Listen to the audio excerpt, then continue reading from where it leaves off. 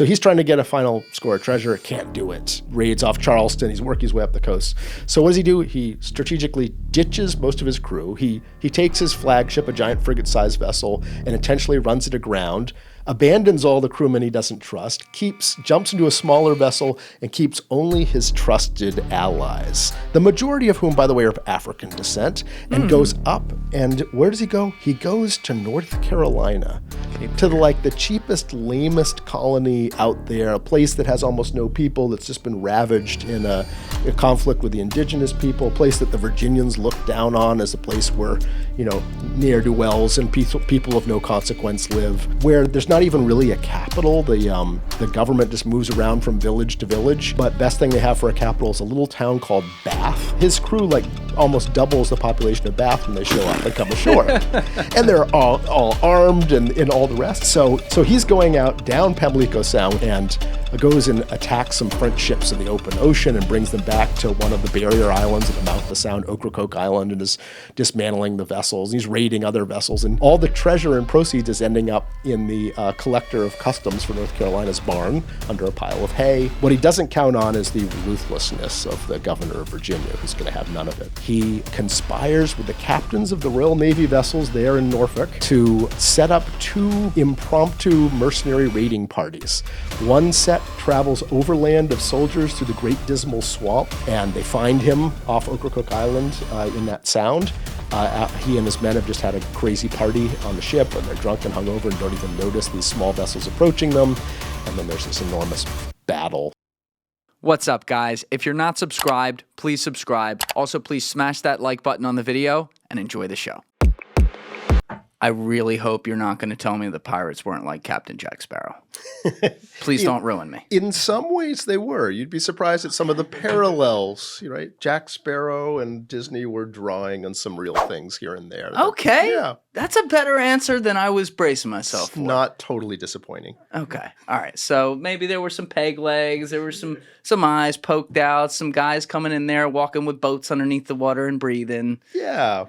Flamboyant dressing, costume stuff. There's some actual historical backing for that. Perfect. Just if you don't mind, just pull the mic like that a little bit, okay. So it's pointing at you. How there is we that? go. But we have the great Colin Woodard in here today with no second W, by the way. Correct. It's not Woodward. Yeah, so no relation to Bob. Okay, but you are the guy on the history of pirates. So if people saw the Netflix docuseries that came out, whose name I always forget what that was called. Lost Pirate Kingdom, That's it. That's it. So that came out, I think, last year or something like that. Yeah, it might Couple be years 2 ago. years ago now, yeah. Yeah, it was phenomenal. But you were one of the experts in that. And when you go through Wikipedia pages of some of the famous pirates, it'll start with according to historian Colin Woodard. This is something that you broke wide open. But how did you even get into covering this? What was the backstory there? It's so cool. It's such an out there topic. Yeah, I mean, originally I wanted to use the pirates for my own agenda. I was I'd written previous books that dealt with U.S. colonial history, and that to truly understand America and its problems and why it's the way it is, all the answers are in the colonial period, which Americans don't know very well. And I was trying to find a way to draw a mass audience into this weird colonial world that's not as you think it is, right? Your impressions and what you learned in school is not it, and it's much more fascinating, bizarre, and explanatory. You understand today much better.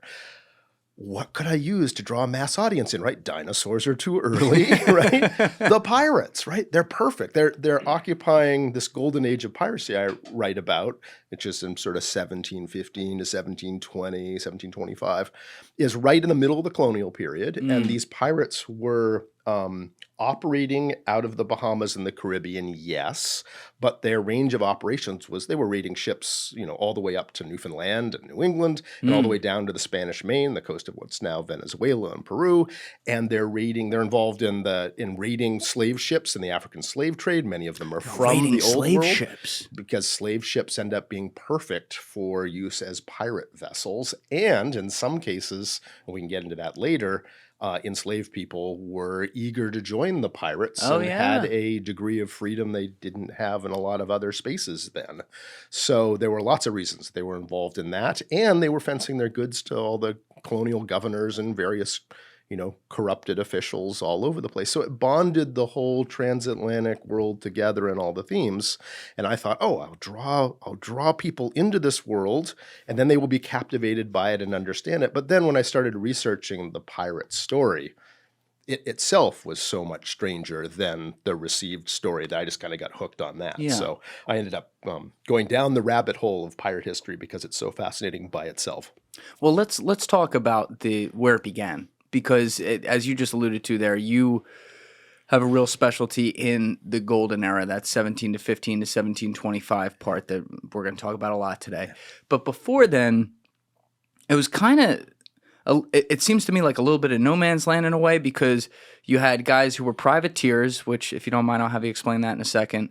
But then you also had like the term buccaneer, which I always thought was just like a pirate. Like if I had to say, stamp it down on a map, this was the first day pirates began. When do you think that was? Yeah, I mean, there've always been pirates, right? The joke is it's the second oldest profession in the world.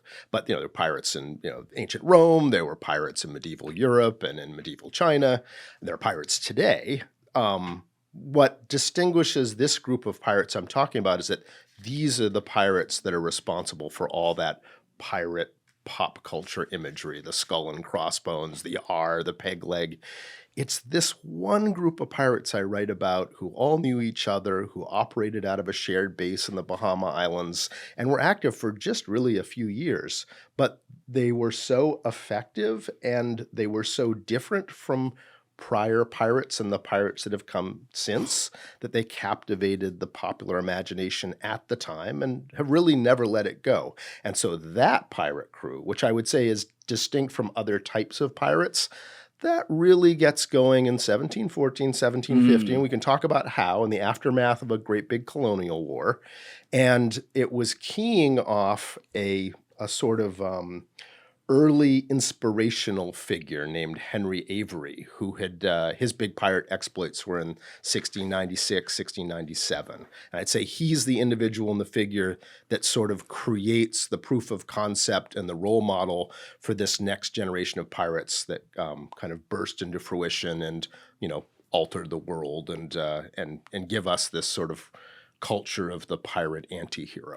What was Henry Avery's background? Like, where was he from? So Henry Avery was English, and he was he'd served in the Royal Navy and was in the late 1690s an officer on a ship that had been commissioned. It was kind of a business deal between some very powerful people in England and the Spanish government during a time of peace to create a trade expedition that could make a whole pile of money, because it would be the first English trade, connected with Spain and would be conducted under the King of Spain's rule. And anyway, he was a legitimate officer in this fleet of vessels. And then the owners basically screwed him and his crew over, and were going to kind of leave them to become sort of prisoners of the Spanish and not pay them.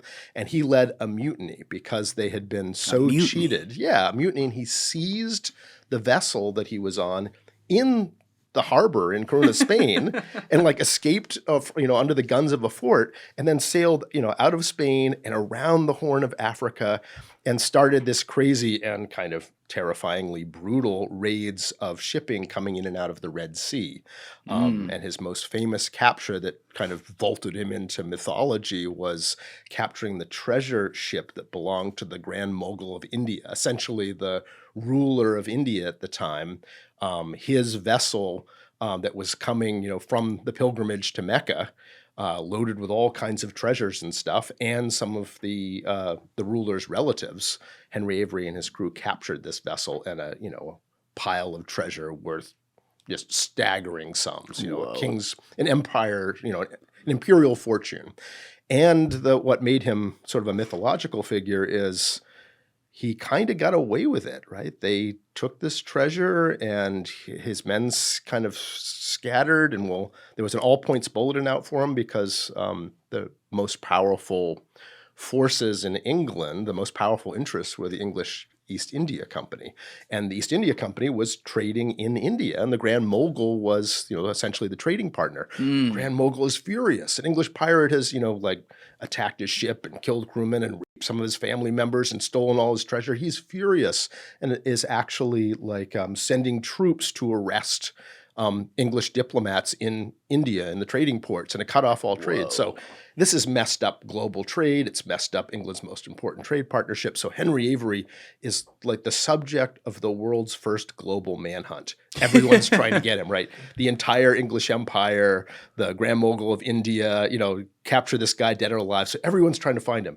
And he is skedaddled out of the Red Sea and he goes all the way to like the last place anyone he thinks will be looking for him, which happens to be Nassau in the Bahama Islands. Why do you think people wouldn't look for him there? This is out by where, the colonies are. This is out in the Caribbean, right off the coast of Florida, half a world away from where everyone's really expecting him to be.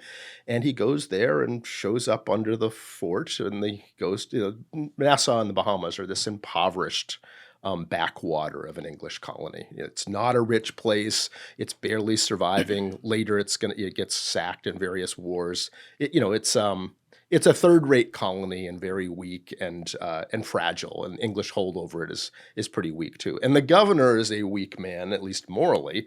Henry Avery. Claiming to be, a man named Captain Bridgman, and claiming to have found this vessel he's sailing on out in the sea, essentially says, "Hey, I've got a whole bunch of ivory tusks and rare gold and Arab coins and stuff. I'll give you a chunk of it, and I'll sell you. I'll throw in the ship if you, fence my goods and sell me some sloops, some escape vessels." And wink, wink, nudge, nudge. The governor essentially does that. So at the time when there's this global manhunt for Henry Avery.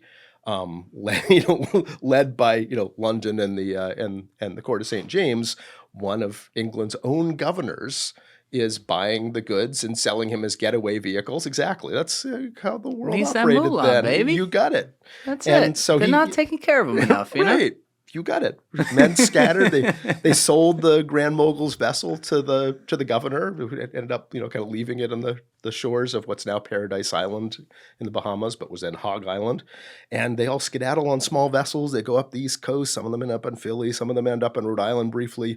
But they all seem to be circling back to make a backstage return to England. Everyone's looking for them over in the Red Sea, and they've snuck all the way around and land in Ireland and then transport over Ireland and are coming back to England. Henry Avery is last seen with a whole big pile of treasure and another man's wife at a crossroads in Ireland, apparently bound towards the West Country of England, where he's from. For him. And poof, he disappears. Love that.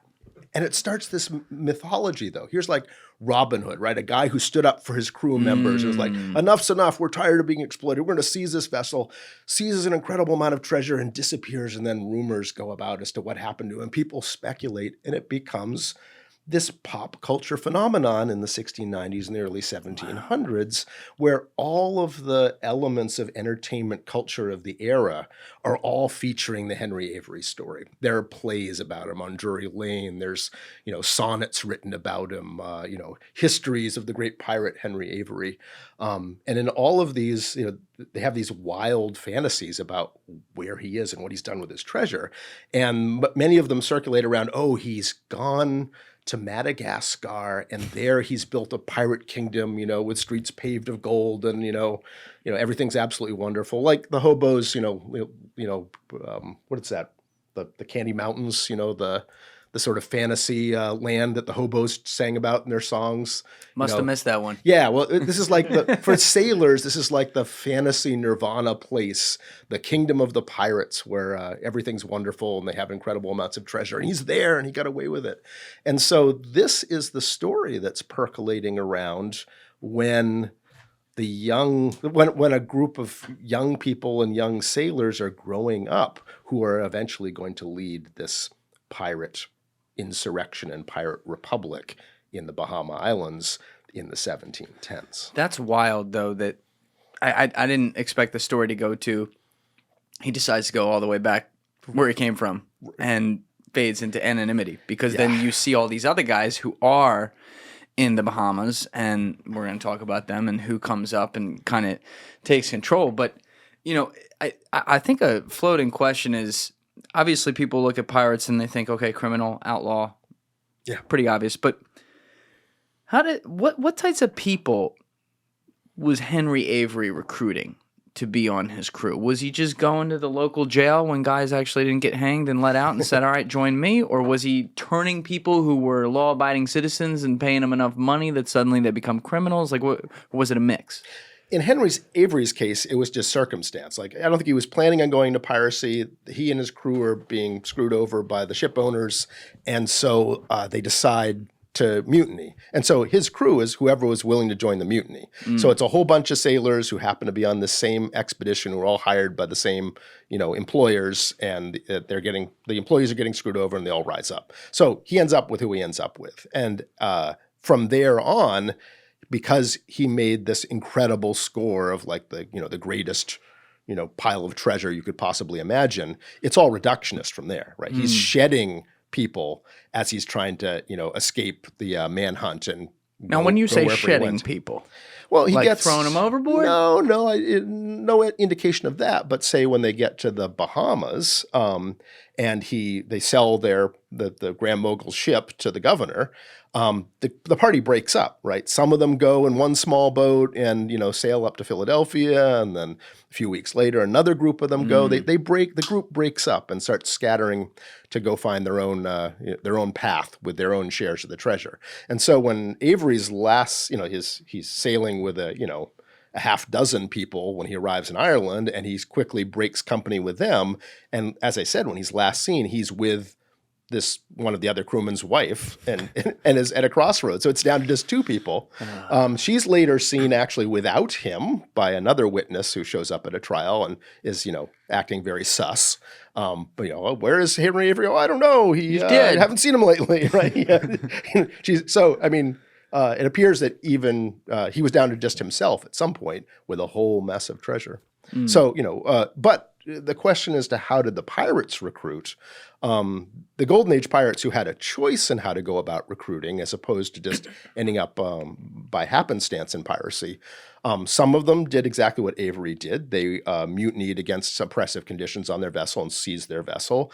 Others, decided, this sucks. We're going to go, enter piracy by stealing some small vessel at anchor, or some of them started with these sort of super ocean-going canoes called periaguas. They were like giant dugout canoes with sails, and you could seat 7, 8, 10 men on one of these, and you could have several of them, and that was usually the starter pack for a lot of the pirates. Not only were they easy to acquire, but remember, this is the age of sail. The vessels you're pursuing to make your first scores and build your way up as a pirate are constrained when they try to sail into the wind, right? If you're a sailing vessel and you sail into the wind's going to be on both sides of the sail. It's just going to flap like a flag and you're going to be going nowhere. A sailing vessel has to go off the wind and point off the wind at some angle to catch the wind and start sailing.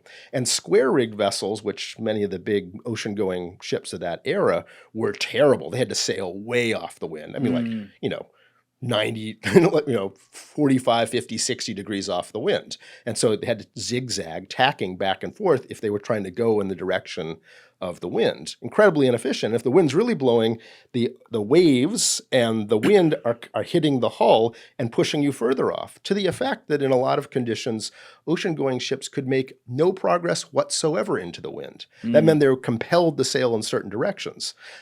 The periaguas could paddle straight into the wind super fast. They could go over reefs and things that the other vessels couldn't. So they could go over reefs? Throughout the Bahamas and the Caribbean, you'd have coral reefs that are, 4 or 5 feet under the water, 3 feet under the water. And this could break through them? They could go right. They're canoes. They draw very little water whatsoever. Whereas, say, a Royal Navy frigate will draw 10, 12 feet. So they're good for pursuing and capturing a vessel in certain conditions, but then to escape, you can sail, you can take your periaguas and float right over all these barriers that your pursuer, Royal Navy warship, for instance, can't follow you and has to go the long way around. By the time they do it, you've disappeared. So they were very agile vessels, so a lot of pirates would start with those. But your question as to how they recruit, sometimes, your initial group would be, hey, this is a drag, let's go out and, make money, a better way. We're all starving here. An important thing to understand about why there was this Golden Age pirate outbreak is it followed the conclusion of a colonial war, the War of the Spanish Succession, it's called. Yes. Can you please explain this? This was pretty loud. And this is important answering the question you had. So the War of Spanish Succession ends in 1714. And as I said, the Golden Age of piracy kind of starts in 1715. Guys, if you're still watching this video and you haven't yet hit that subscribe button, please take 2 seconds and go hit it right now. Thank you. That's not a coincidence. There was this big colonial war, England versus France and Spain and so on, like many of these colonial wars. But when that war ended, the Royal Navy decided they didn't need as many vessels, and they dumped 2/3 of the Royal Navy's entire complement of sailors on the docks of wherever they were throughout the world. Good luck. We don't need you anymore, right? And merchant shipping, continued, but merchant shipping suddenly is like, oh, there's all these unemployed sailors everywhere starving. We're going to lower our wages by half, right? Or cheat you another way. So suddenly the whole supply and demand, the labor market was crap for labor at the time. And you had all these, people with a certain set of skills, right? They're naval sailors or former privateers, and we can get into who they were as well, who know how to handle ships, know how to handle ships in combat, have been fighting, in the English case, the Spanish throughout the War of Spanish Succession, and raiding their plantations and attacking their ships. And suddenly they're starving on, the docks of Port Royal, Jamaica, or wherever they are. And a lot of them were like, well, this is a drag. Let's get back to being privateers. We don't have permission anymore, but let's go do it, right? When they did that, is the way, did I understand this right? The way it would work is that they'd have to get something called like a letter of marque from the royalty? Yeah, here's the distinct, so in time of war, like during the War of Spanish Succession, the ocean's very big, and no kid. The big, and especially back then, there's no GPS, there's no cell phone, there's no nothing. You can't tell what's going on out there, right? And so the Navy, even if you're England or Holland and you have a big Navy, your ships can't possibly be everywhere protecting your global empire shipping everywhere. It's impossible. And so a lot of the empires during time of war would outsource some of the problem to the private sector. They'd say, hey, tell you what, if you want to go out and raid the enemy's shipping, here's your permission to do it from the king. The king says, here you go. Here's your letter mark. Good job. Good job. You have to pay me, give me 15% head tax or whatever you bring in. But, here, go on and attack enemy shipping. And so all the different empires did that. And those people would be called privateers. They were essentially legalized pirates or maritime mercenaries, really, who had been hired to go, crush the enemy's shipping.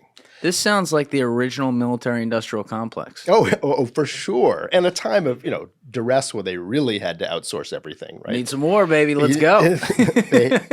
And the demand for that was enormous, and that created an incentive for all of these private, shareholding companies to be created. Back then, a shareholding company wasn't something permanent. You would create shares in a particular venture and go do the venture and then liquidate it. It's almost like a project. And so all kinds of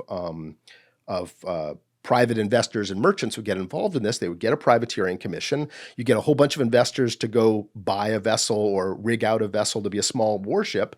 And then you'd go out in the English Channel and capture a couple of French, merchant ships, and you'd bring them into port and you'd liquidate their cargo and you'd divide the profit among the shareholders, which would include the crew, right? You make that sound so easy, though, too. Just capture a couple French ships, bring them back. Well, it would be relatively easy given how stretched all of the navies of these empires were in time of war. Because remember, they have possessions in the Caribbean and South America and North America and Africa and some of them in Asia, in the East Indies, and they're trying to protect all of that. Almost impossible. And you add in the privateers jumping in with a profit motive, and they were raiding all kinds of stuff. So that was what a lot of them did, and you needed permission to do that. But the war ends, and suddenly all the privateering commissions are revoked. And all these people who'd been making money and making a living as these private mercenaries suddenly had lost their livelihood at the same time that the Royal Navy was dumping all their sailors.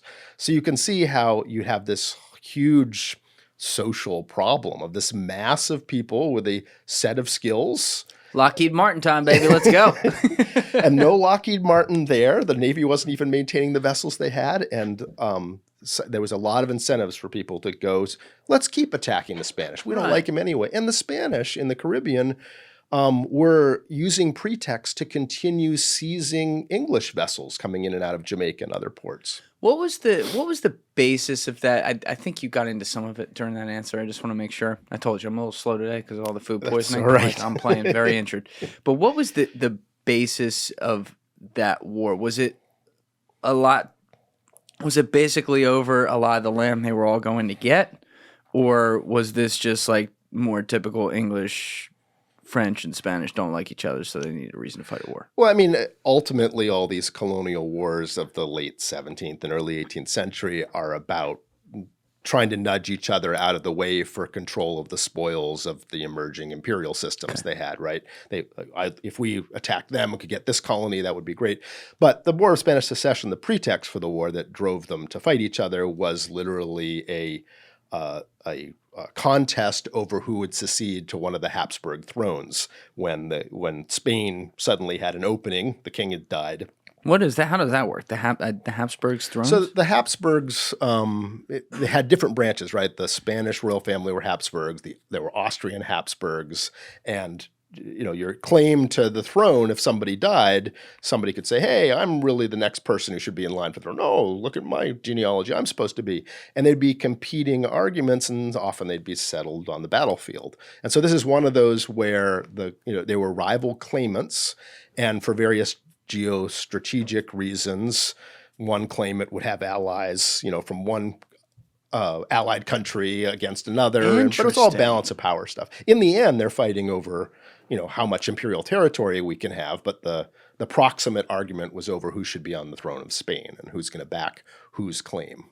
Very interesting. I don't know anything about that. I got to look into that more. Yeah, I mean, it's kind of like all those European balance of power wars, right? Well, we are all these empires, and if this empire grows, then we will shrink, and therefore we have to team up with these guys to keep everything in balance. But it's more or less that kind of thinking. Well, you were saying right before we were on camera, a little sideways here, but I think this is kind of cool. Yeah. You were living over in the Soviet bloc, like when communism fell. Oh, yeah. So you've done a lot of your early work was surrounding like European history and vis-a-vis politics, right? It was. So, I mean, I'm of the vintage. I graduated from high school in 1987, and back then it was Perestroika and Glasnost. Mikhail Gorbachev was maybe changing the Soviet Union. Right. In my generation, we'd all grown up with the Cold War and the possibility of nuclear destruction and, all that idea. And suddenly there seemed to be a real thawing going on in the Soviet Union. And I thought that was interesting, and maybe that would result in some kind of changes and would define our times. So as an 18-year-old, I kind of gravitated in college to Soviet East European studies.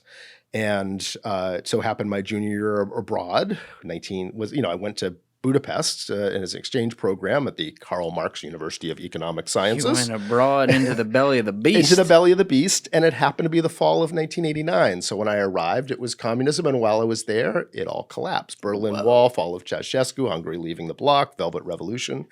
And, as Americans, we needed visas way ahead of time. You had to stand in lines at the Polish embassy to get your visa, and then you had to go to the Czechoslovak embassy to get a transit visa to take the train to Poland and come back 3 days later and pay. I mean, you didn't do anything spur of the moment. You had to plan everything a week or two ahead of time to go to these other Soviet bloc countries.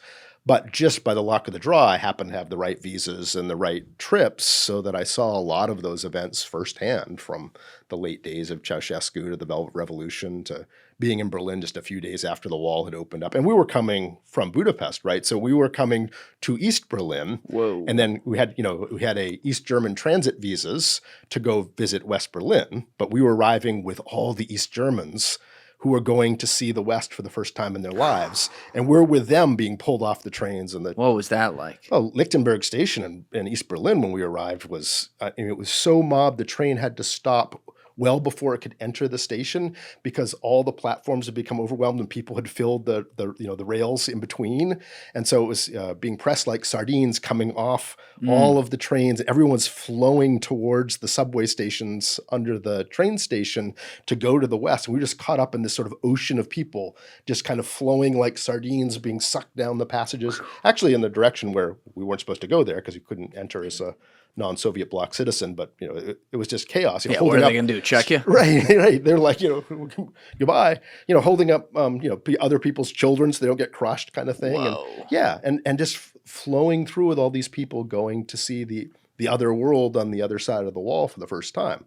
So that was absolutely crazy. Then we get to West Berlin and put down our bags and then get a visiting day visa to go cross Checkpoint Charlie into East Berlin at the same time that all the East Berlinese are leaving. And it was, all of those things were amazing and led me to stay, to go back the next summer. And then as soon as I graduated, I went back to Eastern Europe to see how that was all going to play out. So I was there for most of my 20s, which were most of the 1990s. In Budapest?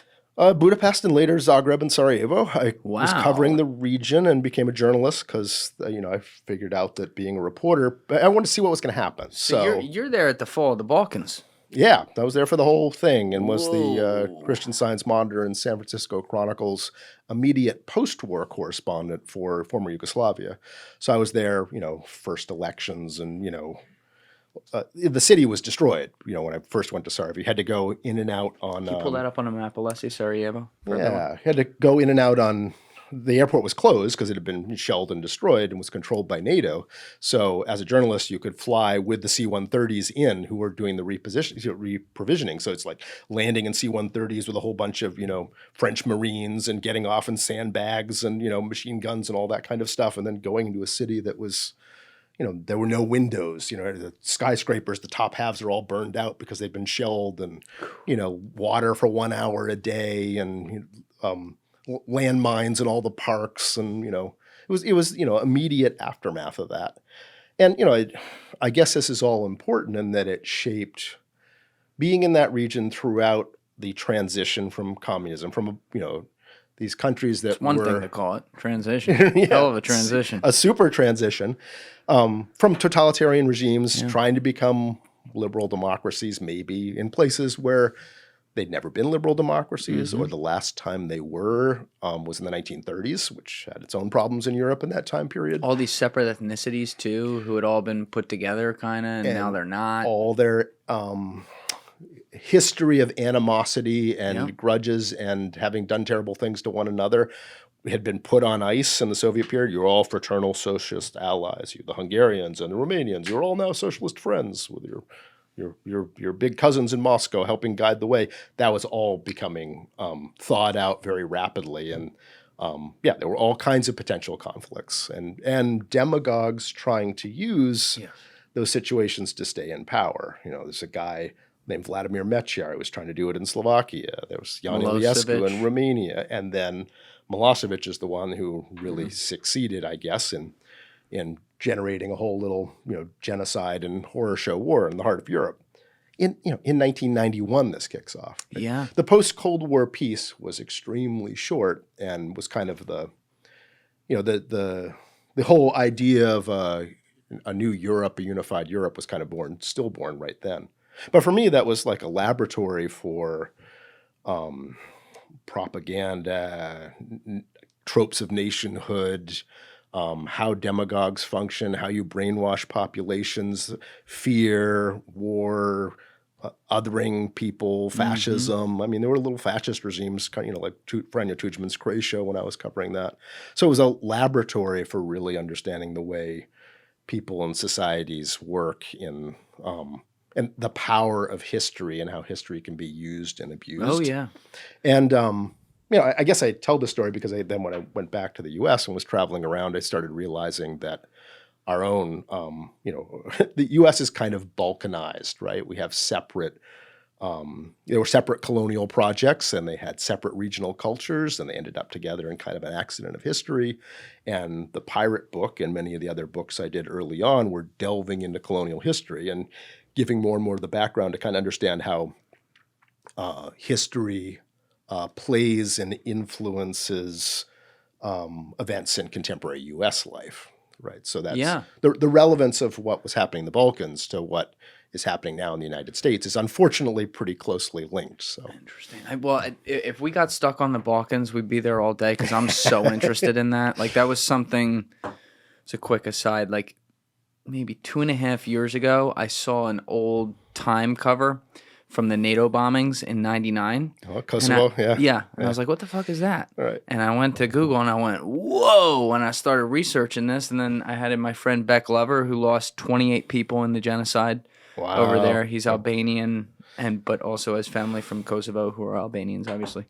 And it just blew me away how much of that history we don't know about, and yet so many of our GWOT guys, our Global War on Terror, Navy SEALs, Special Forces guys, you go listen to their stories, 1 time out of 2, you're going to have a guy say, yeah, so my first deployment, Kosovo, 99, and they all know about it, but it's not covered here. The genocide in Bosnia and what Serbia was doing to so many people, it's not really talked about. So, that's definitely something I want to cover on future podcasts. That's another, you and I were talking about some other topics you covered that are future podcasts. That might be another one right there. Happy to do that. But you also, the reason it's kind of relevant with the Balkanization was that there was an earlier point you made that I put a pin in where you talked about these guys viewing themselves as Robin Hoods. Yeah. And in looking at the story and the timing of when the golden age, 1715 to 1725 of piracy was, to me, and correct me if I'm wrong here and making the wrong assumption, to me it almost seems like a prelude to the Revolutionary War in the sense that, okay, these guys, I think they were mostly pretty much just criminals who wanted money, but they justified it to themselves by saying, oh, we live over here. We're getting taxed by these big royal rich people who send all their fancy little ships over here, so we're going to fuck them up, take everything, and say it's ours now. And it's just redistribution, and we're sticking up for the little guy. Is that, and then obviously in the Revolutionary War, it was like taxation without representation. We're not doing that. So is that fair to say? Well, there are links between the two. I think they're a little less direct than that. But what's important about the pirate outbreak is, remember, this is 60 years before the American Revolution, couple 3 generations, even more before the French Revolution, 1789. This is a time when supposedly ideas of like freedom and democracy don't exist yet with the common people. And we never know what ordinary people think about stuff because they're not the ones who could read and write. They didn't leave us records. Nobody at the time cared what people of low station thought, so they didn't record it. So it's really hard to know.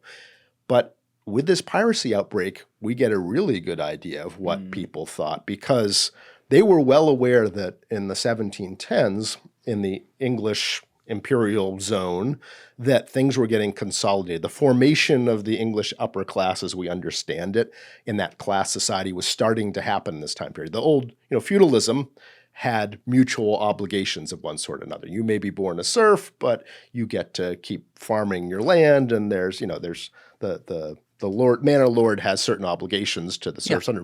All of that is starting to fall apart in the early 1700s. They have something called the enclosure movement where a serf family might have a 100-year lease to their right to the land, but as each lease came up, suddenly in the early 1700s, the landowners were like, nah, we're not going to renew the lease, which was just not like part of the conception of people prior to that. Because proto-industrialization and woolen mills was creating a demand for large amounts of wool. You don't need subsistence farmers on your fief. Right? You want to get rid of those 300 family plots and have one giant sheep field to grow a whole mess of sheep. And hey, you don't need 600 people to do that. You need 7 shepherds, right? So that was suddenly happening throughout the countryside. When you hear about this Dickensian vision in the 19th century of the cities teeming with all these poor people who have no jobs, the surplus population, the social Darwinists call them, the surplus population are all the people who are being pushed off the land by this consolidation. And it created all kinds of power structures, the adoption and evolution of a separate accent that the upper class would speak that would be different from other people. That wasn't really what was going on prior to that. So in the 1710s, this is right in the midst of all those changes. Life was getting much, much more precarious for ordinary people. And the people in the worst if you're pushed off the land, you go to the cities and try to somehow eke out a living there.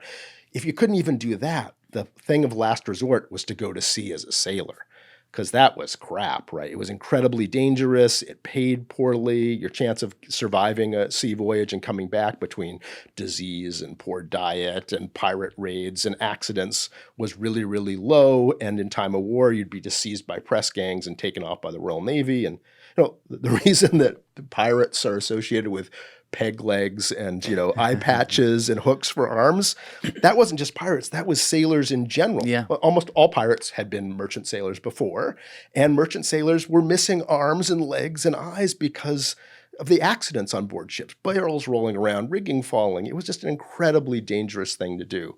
The trope was, being a sailor is much like being in prison, except with the added possibility of drowning.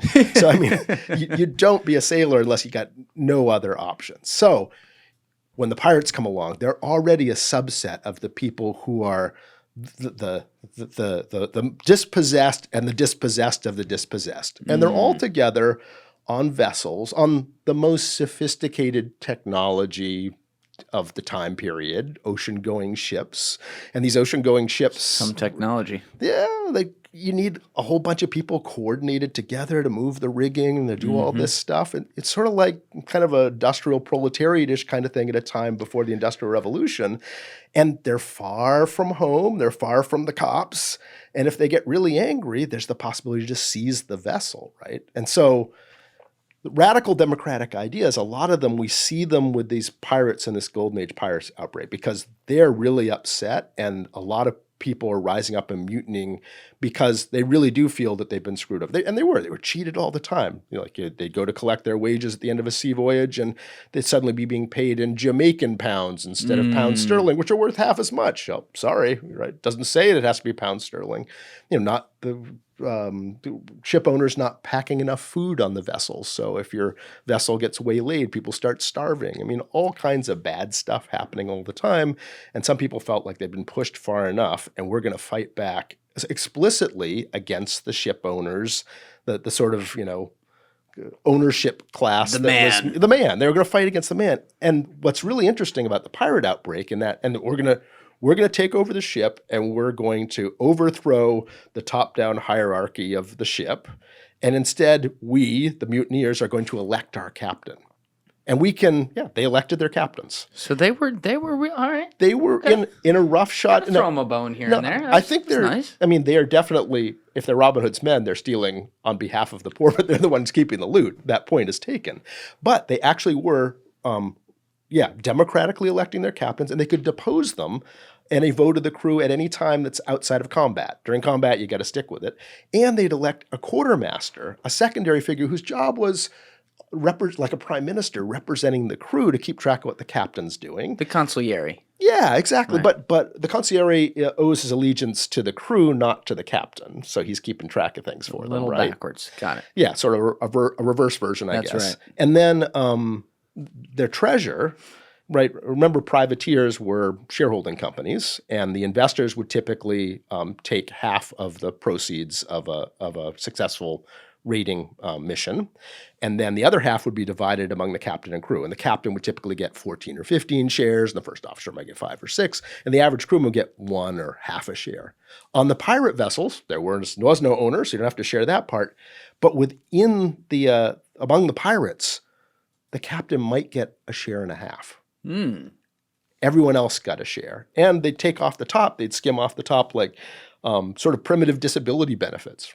You've lost an arm in combat, here's 40 pounds. So, you died, we'll send this to your widow before they divide up the treasure. I don't mean this as a joke. I mean this like kind of literally. It's almost like a little bit of a socialism type concept. Yes, slightly. you could say socialism, or you could say democratic in the sense that they're gonna Like Bernie Sanders, Democratic. What was it? Democratic socialist. That's it. I mean, He dressed up socialism with a nice word. Well, socialism implies that you're using a government institution to regulate the inequities in society. You socialized it. These guys are just saying, we're going to divide it up this way among ourselves. And so it's almost like I got you. There's no institution, right? So Right.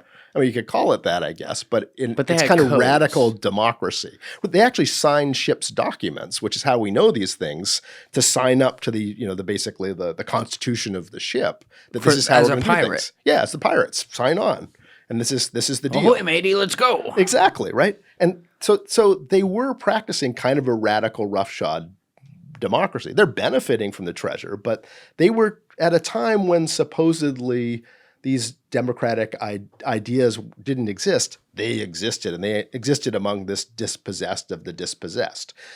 Fascinating thing is their argument that so they were saying we're Robin Hood's men, we're fighting the man, they've been screwing us over long enough, we're going to go take some back. And all the authorities were like, no, these are the villains of all nations. These are devils and the most horrible criminals imaginable. We have to round them up and wipe them out. And the authorities had all the media and the newspapers and all that, and we're putting out all these warnings and trying to arrest pirates and such. They were not winning the war for public opinion despite all that.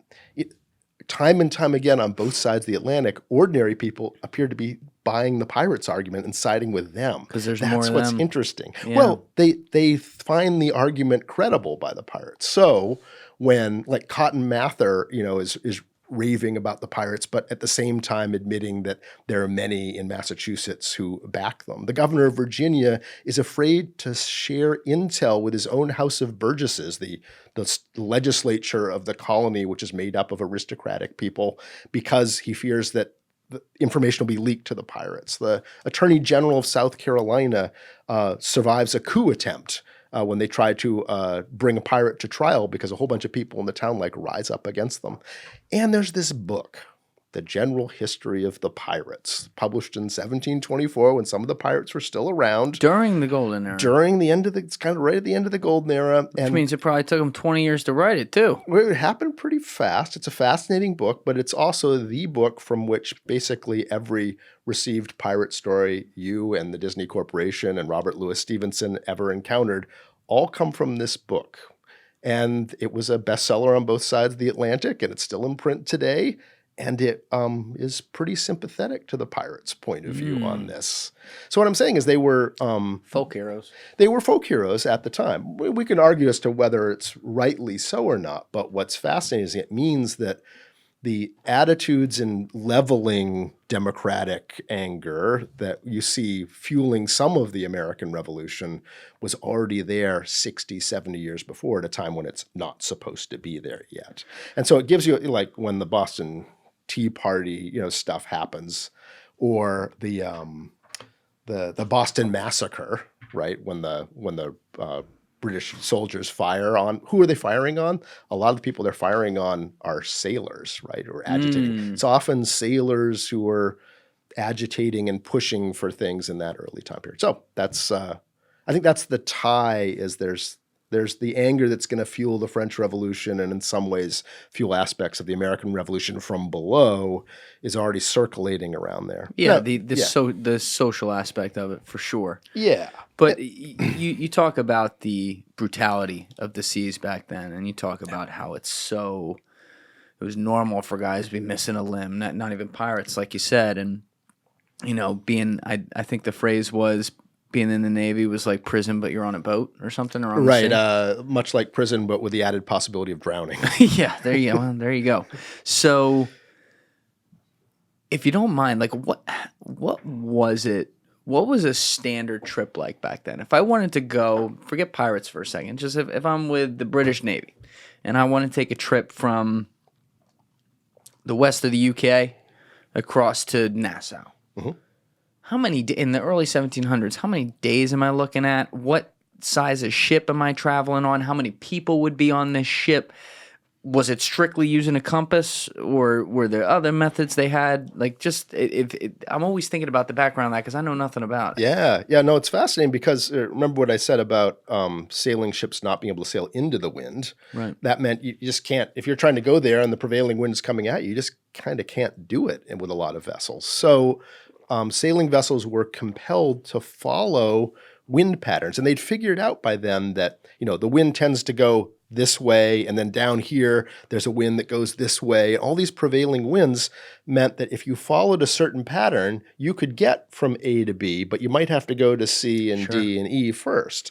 And so vessels were compelled to follow these routes. They knew the winds, and they were using, compasses and also, sextants to get their bearing and, keep time and figure out from the stars where you're at and all the rest to make sure that they were really good at being able to figure out where they were sort of north to south, but it was much harder for them to figure out how far east-west they were.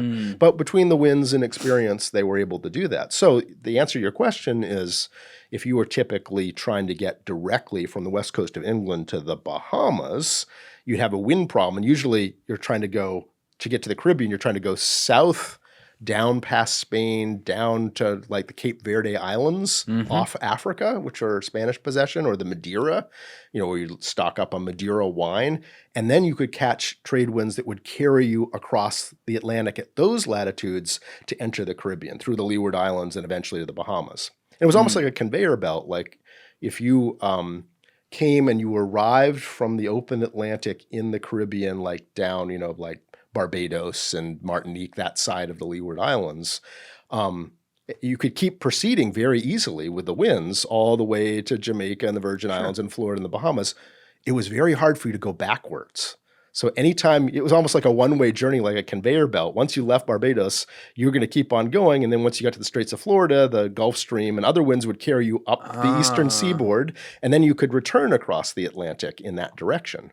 But, thus the triangle trade forms, right? The slave trade, you move, trade goods and trinkets. You trade at the slave forts in Africa for enslaved people. You bring them with the trade winds across and you sell them. Then you take you exchange that for sugar and rum and the like, which you then bring the rest of the way. Not only with the goods, but the sequence you did was governed by the winds. And so that would be, so you'd be in a vessel that was going to make some of those journeys needs to be relatively large to carry enough supplies to do it. And for the mathematics and the economics of the vessel, it needs to carry enough stuff to make it profitable over time for the shareholders. So you're bigger vessels if you're going to be compelled to take a long route. But this also means, people often ask, how did the pirates figure out where the ships were, given the ocean's big? Because of this, you knew where ships had to go, and there were certain choke points in world shipping where the intersection of the prevailing winds and the geography meant you knew that all kinds of ships had to pass through here and here. And one of the places that ships had to pass through was between the Bahama Islands and the shores of then uncolonized Florida was a choke point. Which made Nassau such a perfect location. So one of the reasons they ended up precisely there. Okay.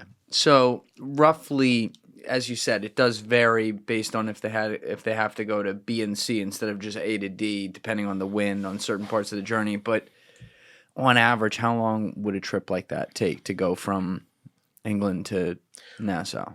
Ballpark? Well, let's say you were going from New York or New England to England or vice versa. Typically that's like a 6-week trip back then. If you got to go down the coast of Africa and then to Nassau, and you're probably stopping on the way, longer. I'm not sure if I've timed that, but I think you're talking, 4, 5, 6 months anyway. You're going to be gone for more than a year by the time you finish the typical trade circuit, if you're going to do the circuit that's going to take you from England to the Caribbean via Africa. Whoa.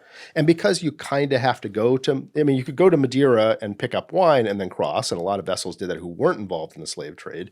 But part of the reason they encourage the slave trade is, in the cruelty of the sort of capitalist economics of the era, you need to load that up with something.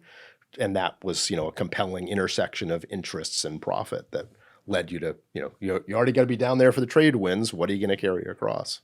And you said they're obviously sizable. They have a lot of supplies on them. So discounting like some of the slave ships and stuff like that, how many people might be on a crew for one of those?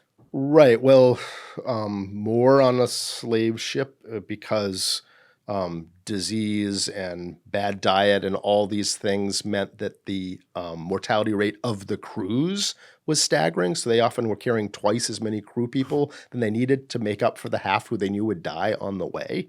And I mean, much worse, of course, for the enslaved people chained in the hold, where it's just atrocious. But I mean, the conditions were really bad. There was a reason that people were fed up being merchant sailors. So in those cases, you're talking, probably 40, 50, I think, on things like La Concorde.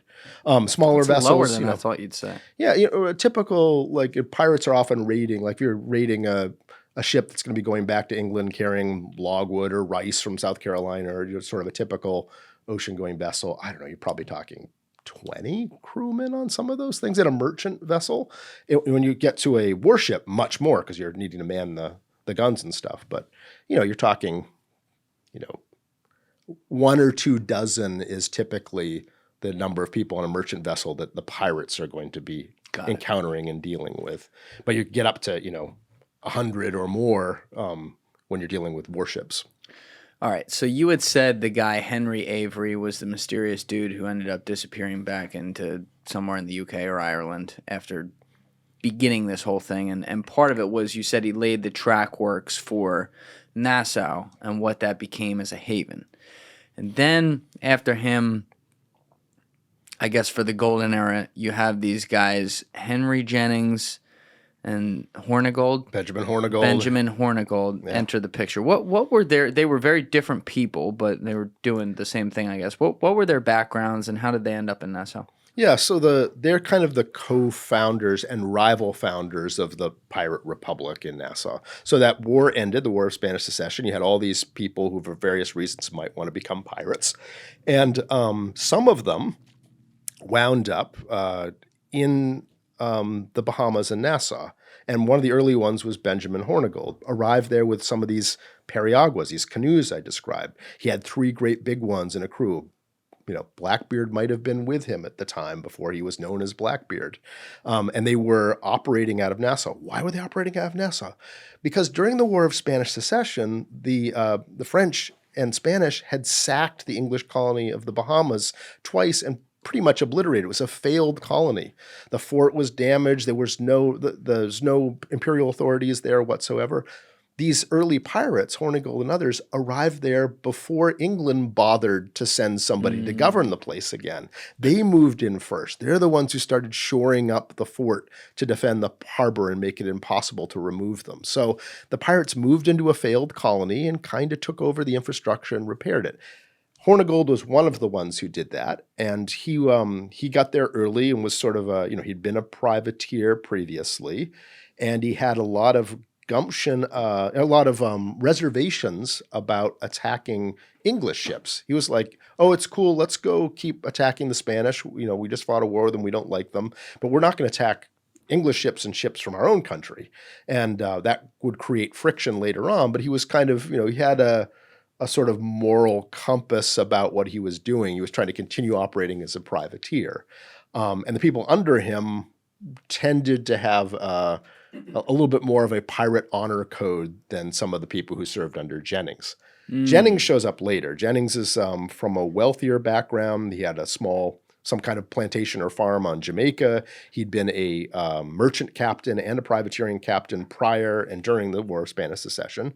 And was, worth a fair bit of money at the time, was a respectable person in Jamaica. Did he have family lineage to power structures in the UK? Not that we know of. I mean, what we were able to put together from the surviving documents is that he had an estate that was worth quite a bit. He shows up in merchant shipping records and customs records, and sometimes in the accounts in the only newspaper that was around in North America at the time. Respectable and successful merchant captain, upward bourgeoisie. And Jamaica was the most important and wealthiest English colony in the Caribbean. That was the base of the Royal Navy's fleet. That was where all the kind of money was. That was the chunkiest colony in the English Empire, and he was there. So he's, a very successful colonial, upper middle class sort of person, if you want to try to use today's terms on it. and he's involved in a political struggle, right? On top of all of this other stuff I've talked about, there was a subset of pirates, including Jennings, who weren't the downtrodden masses I just described, right? Jennings is a pretty respectable figure. He's got an estate. He's got plenty to lose. What's he doing with all these disgruntled proles, right? What's up with that? And there's a number of them, right? Palsgrave Williams of Rhode Island, who Sam Bellamy's sidekick and becomes a pirate captain and commodore himself, was the son of Rhode Island's Attorney General. Well, maybe that's not a total surprise, but his mother was descended from the Plantagenet kings of England, right? And he's in there on the piracy. There's all, a little corruption in Rhode Island politics? Come on. That would never happen. Perish the thought. But this gang of people, including Jennings, were involved in a political struggle that was going on because at the end of the War of Spanish Succession, the monarch at the time, Queen Anne, died. And this created a problem in England because during her reign, England had passed laws that said no Catholic can rise to the throne of England. We're going to be good Protestants now. And Anne didn't have any handy Protestant relatives right around. Her brother, who would logically have been the person to succeed her, was Catholic and therefore was cut out of it. And so they started looking around, vice president? No. Speaker of the House? No. They had to work their way down to like the deputy undersecretary of agriculture and the pecking order of who was going to succeed to the throne. Hey guys, if you have a second, please be sure to share this episode around on social media and with your friends, whether it's Reddit, Instagram, Facebook, Twitter, doesn't matter. It's all a huge help. It gets new eyeballs on the show, and it allows us to grow and survive. So thank you to all of you who have already been doing that, and thank you to all of you who are going to do so now. They found some German princeling who was a distant relative of hers, who didn't speak English and wasn't particularly interested in it, never been to England. You're going to become George of Hanover. You're going to come back here and become King of England, creating the Hanoverian line that's, still on the throne today. Isn't it fascinating, though, like on this, how the English throne currently, the old German thrones before Hitler, and the Russian thrones are all Germans. I think the Habsburgs, and they're yes, but all of the royals of that time period in Europe were all interrelated. It's one extended cousinage, weird. Right? Which is how you end up with all these. Right? You're trying to, if you're the aristocracy and money is inherited and title is inherited, if you want to keep your resources within your family and keep your legacy going, you got to have all these strategic marriages with other people of your station. Right. Well, if your cousins are the only other people with your social rank, then who else are you going to go to, right? Yeah. So you end up with this inbreeding that leads to the fall of the Spanish monarchy, essentially, because, the guy who assumes the throne at this time period is, cognitively very disabled, like he's ordered his parents taken out of their tombs and is having tea with them. And things got really bad. Wait, they can't say no to him, I guess. Right. He's the king. So, it caused all kinds of trouble for sure. Wasn't there a thing they had like a lockjaw or something that formed in some of these? Because can we pull that up, Alessi? Like the inbred jaw of royals, that's not what it's called, but just search that. Where some of them develop this like underbite or something. Recessive chins or something. Yeah, that seems a bit familiar. Yeah. There it is. Yeah, the Habsburg jaw, right on it, was a biological result from generations of inbreeding. In a bid to keep their power, the Habsburgs kept everything within the family. They relied on consanguine marriages and partnered close relatives such as first cousins or uncles with their nieces. Nice. One of the many reasons that hereditary monarchy has some weakness as a form of government. Yeah. So... Yeah. And in this case, it did as well because a lot of people didn't like the idea that George of Hanover was going to become king. They felt that some people or divine right enthusiasts were like, no, you can't just pass a law that God wants the next person in this family to James should be the king, not George. And other people, the Catholics, were like, this is an outrage to Catholics. Hey, why are you cutting us out? We were the church before Henry VIII came along. But also Scots, including Scots lords, because at this time period, the Stuarts. James Stuart was the one who would have gotten the throne if he wasn't cut out because he was Catholic. The Stuarts had simultaneously inherited the thrones of England and Scotland, and that had led to a union. Since the same person had inherited both thrones, they said, why don't we become a united kingdom? Ooh, the United Kingdom of England and Scotland and Wales. That had just happened in 1707 is when the United Kingdom was created by the Treaty of Union. That's right. That's... Just before this. Yeah. 7-8 years before this, right? And the Stuart, it was okay with the Scots to lose their own throne and have it merged because the Stuarts, also spelled Stewart, were the royal family of Scotland who'd inherited the whole thing. Say, great. The George of Hanover was not a Stuart. You were deposing the Scottish royal line to head the new joint country. And so a lot of Scots lairds were furious in sort of nationalism kind of ways. And they weren't going to let this stand. And there was a plot afoot, a conspiracy, a global empire-wide conspiracy to overthrow George and put the rightful James Stuart on the throne. It was called the Jacobite plot and the Jacobite uprising. Jacobite being from the Latin for James. They're going to bring him back from exile with his mother, Queen Mary of Modena, in France, and bring him back and put him on the throne. And there was a conspiracy for 1715. There was going to be an uprising on both sides of the Atlantic. Armies would be raised, and they would do this. And the uprising kicked off. And in England, there were battles, and the 15 it's called, and the uprising. There were actual battles. Oh yeah, the armies clashing, the whole 9 yards. Wow. And there was another one later in 1745. But for our purposes, the 1715 uprising was this huge event. And in the Caribbean, they were going to back this event, the Jacobites, by having a Jacobite navy jump into action and seize and control Jamaica and the colonies for the Stuarts.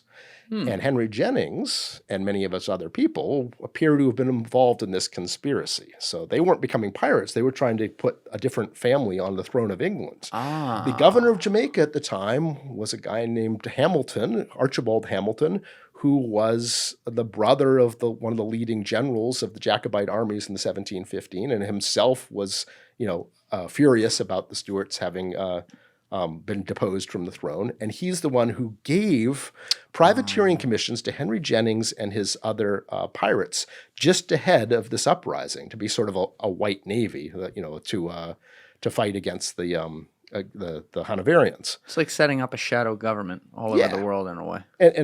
But the uprising failed. And the moment it failed, suddenly the Royal Navy comes and arrests Governor Hamilton and sends him back in chains.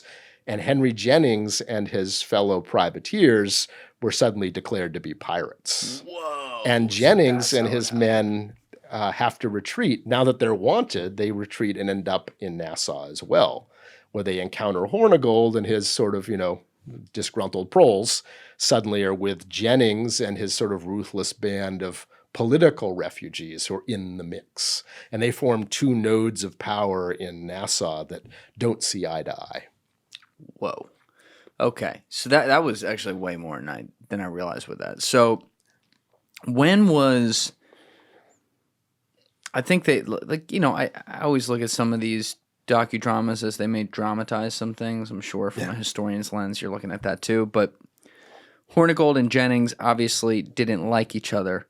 But when did they actually start fucking with each other? As far as... Not in a good way. Like they were stealing each other's boats, like... taking each other's plunder. When did that really fracture? Pretty early on. So Jennings shows up. His first salvo in piracy is there's a treasure fleet that sails every year, Spanish treasure fleet that sails from Cuba with all of the goodies from the empire. And this is all after loaded the war. on this after the war, and all of the stuff that's been held up by the war is all being loaded on a super duper treasure fleet, 6-7 ships. And it's not only like all the stuff in the Caribbean; it's all the Inca gold, where they're forcing Incas to mine mountains of silver and working them to death. Oh, yeah. All of that is being transported to Cuba to be brought back to the Iberian Peninsula, to Madrid. And all of the Spanish possessions in Asia, like what's now the Philippines and elsewhere, all of these incredibly exotic, valuable spices and other things in Asia were transshipped each year on a ship, the Acapulco ship, that would cross the entire Pacific Ocean. It would reach port in Acapulco. It would move all this treasure by mule train to Veracruz and then be brought to Cuba. And all the treasure would be massed and put on this treasure ships. And the treasure ships had to go through the Straits of Florida between the Bahamas and Florida, but no worry because these are massive floating, castles. There's no way you can attack them. In 1715, a massive hurricane came along and threw all the ships and shipwrecked them on what's now called the Treasure Coast of Florida. Wait, by like Vero Beach, right? Yeah, exactly. Yeah. They're all crashed there and destroyed. And word gets out, all points bulletin. Henry Jennings moves in and all sorts of other pirates moving there to try to get this gold that's scattered in shallow water and on the beaches. Spain moves in quickly and is salvaging the gold and bringing in salvage camps and are gathering the gold together. Henry Jennings lands his troops and attacks the Spanish salvage camp and seizes the gold and brings it back to Nassau. So I told the story did he because kill a bunch of those guys? Yeah. Well, there's there's some deaths, and he basically the commander of the Spanish is forced to basically surrender because he's outgunned.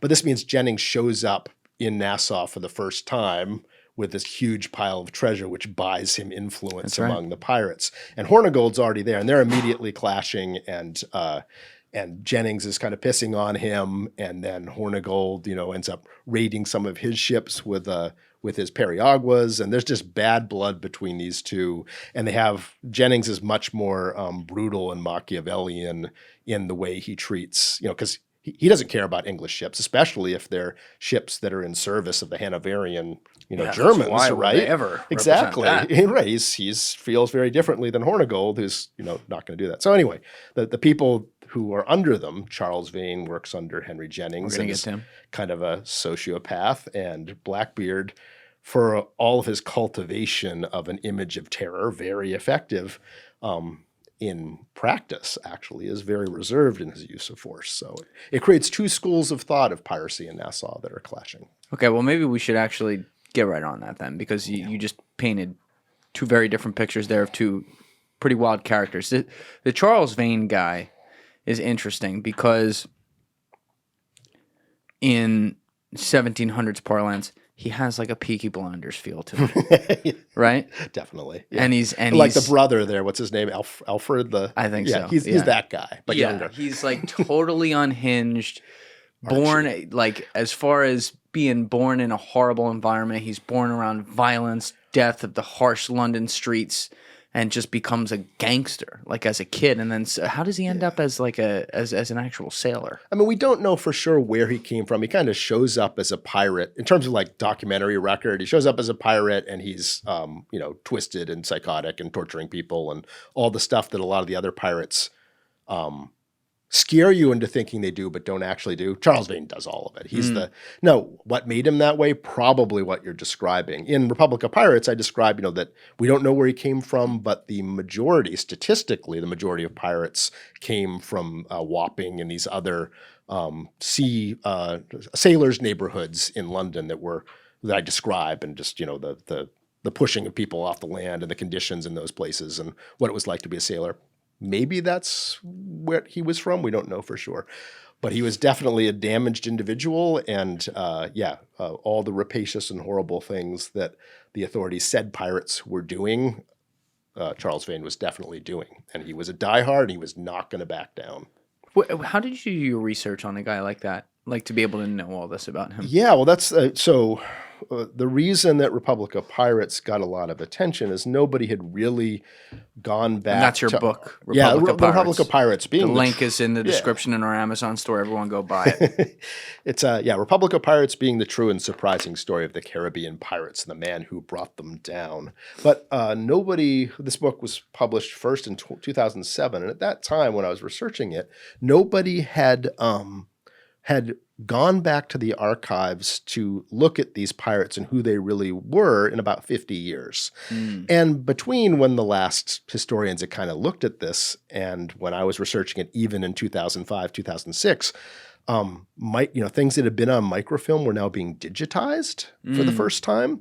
It was still kind of clunky, but you could keyword search and get PDFs like you could search like every single newspaper published in England in the late 1600s or early 1700s, and there was an individual you were interested in, you could actually start keyword searching names, which you never could have done before, right? You would have had to look through every individual paper trying to find these things. So I was the first person to come along and start digging into those things with that knowledge. And the problem is that there's very little primary source documentation for these people. It's not like the 19th century where you've got tons of diaries and newspapers and stuff. When you're dealing with the early 1700s, the resources are thin on the ground. It becomes a real treasure hunt to figure out what was going on. So what I did was I took each of these pirates, I created a spreadsheet. I located, starting with existing histories, every fact and date as to where they were and what they were doing from the moment they were born until they were died or captured, and what the source was on it, and whether we trusted the source or not, and what the movements of these. Sometimes I would put their movements on a map to figure out where they were. It's like, this person disappears for 2 months. They were last seen doing this. The wind direction is like this. The rate of the vessel's like this. They would have had to pass this place. So then I went to the National Archives of the United Kingdom, which is this.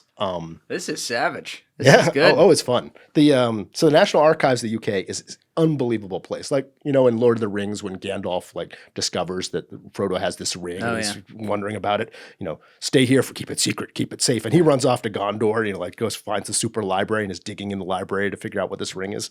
This place is like that. It's like every single document. It's in London? It's Kew outside London. And it's a Can we pull this up, Alessi? single repository where all the Admiralty records, all the public records of England, the Treasury records were all brought here to this one purpose-built building. Well, the ones they let be brought there. Oh, no, everything. This is like their super duper. You don't think they got some secrets underneath that castle? I'm sure of that. Come on. Everything that's publicly disclosable. Right.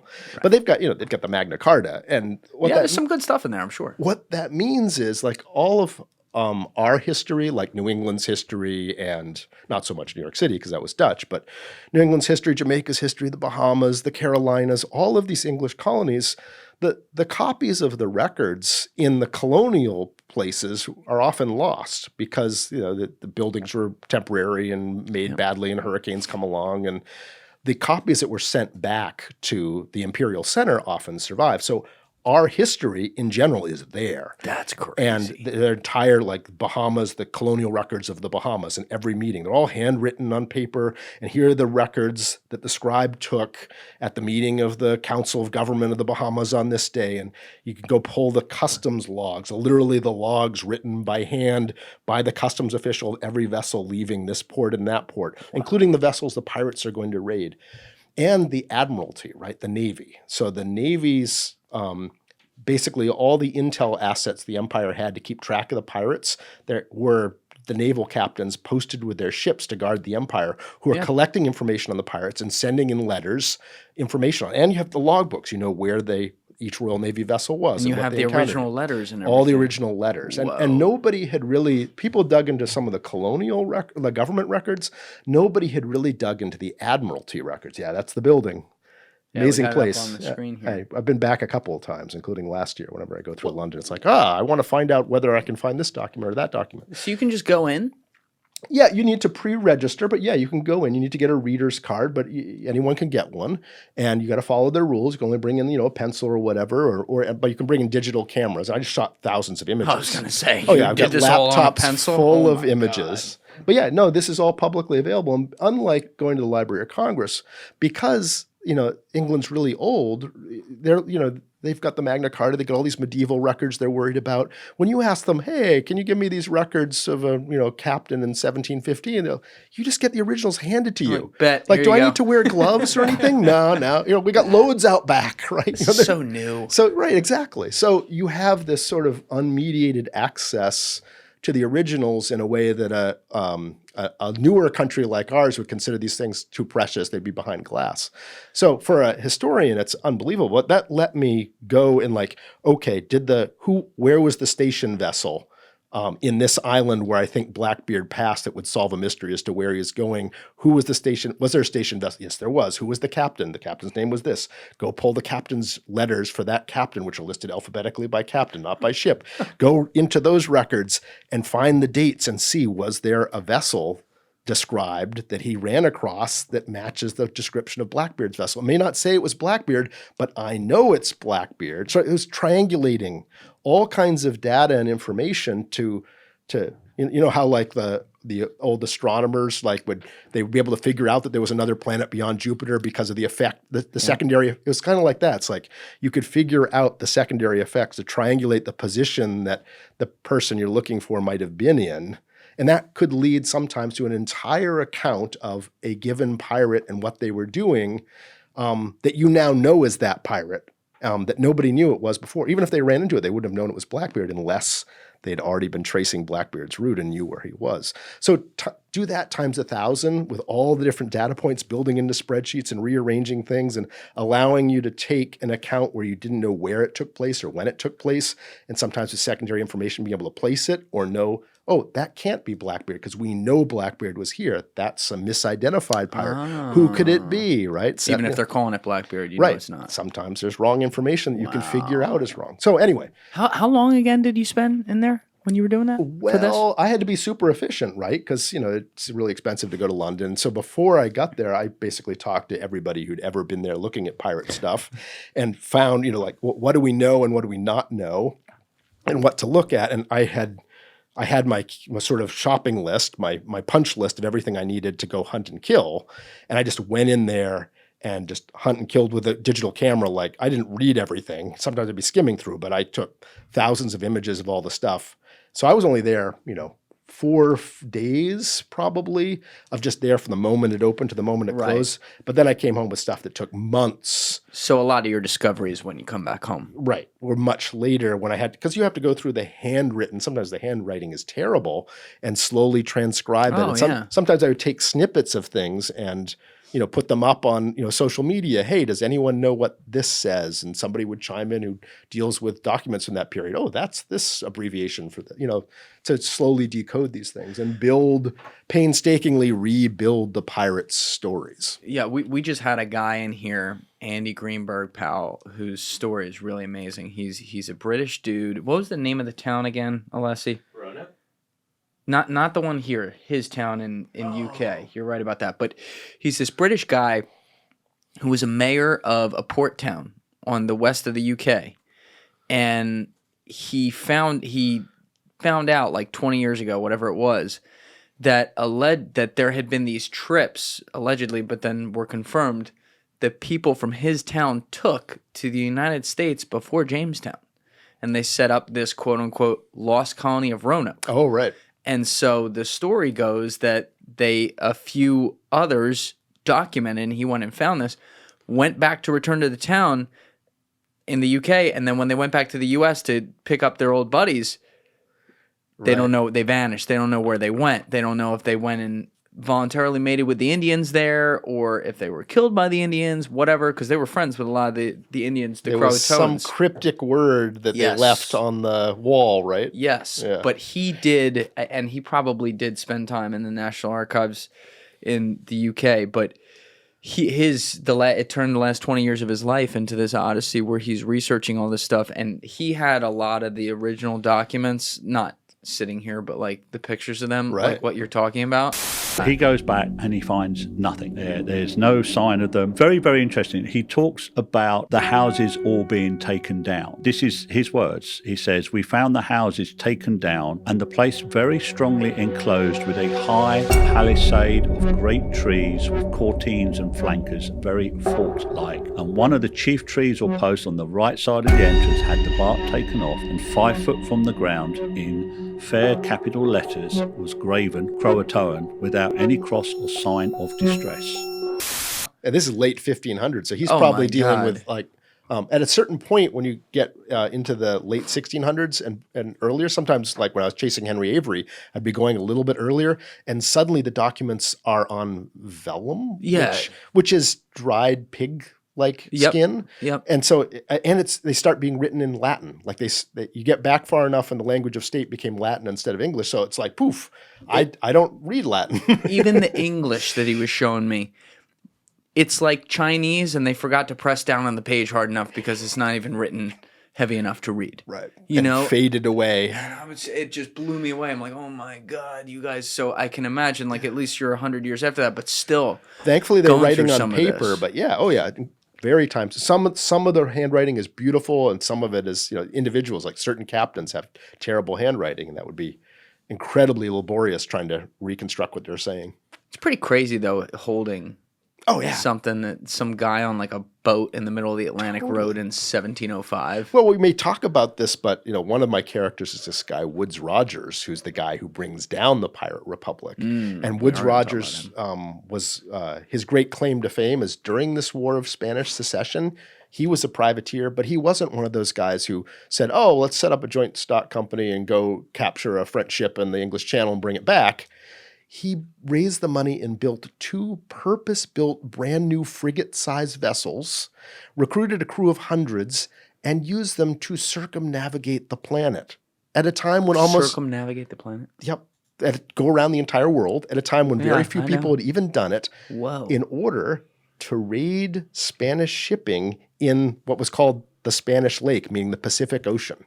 And specifically to try to capture one of these Acapulco galleons that I described to you that sailed from the Philippines with all the treasures. Which is literally what the pirates were doing. Yeah, but he had permission from his sovereign to do this, right? He's okay. he's raiding enemy shipping in time of war, in this case the Spanish, but he's going after, he spent 2 years to go around the planet to try and succeed in capturing the Spanish Pacific galleon. This And sounds he like brings the- it backwards around the world, eventually getting back to England with this vessel, which is just staggering. Anyway, I pulled his letters from his circumnavigation of the plan. He wrote a best-selling book about it. Let's say that was, everyone was reading in 1712, 1713 about circling the world. And he's celebrated. At that time, yeah, he's been forgotten since, but he's pretty celebrated. He's going Right. to use his political capital But to that's what I'm execute his saying. pirate plan. This is like that George Carlin joke. It's a giant club and you ain't in it. You Right. know, you're looking at the other pirates and Oh, they're yeah. like, wait, that's us. They're like, no. Absolutely. He had the connection, so it wasn't illegal, right?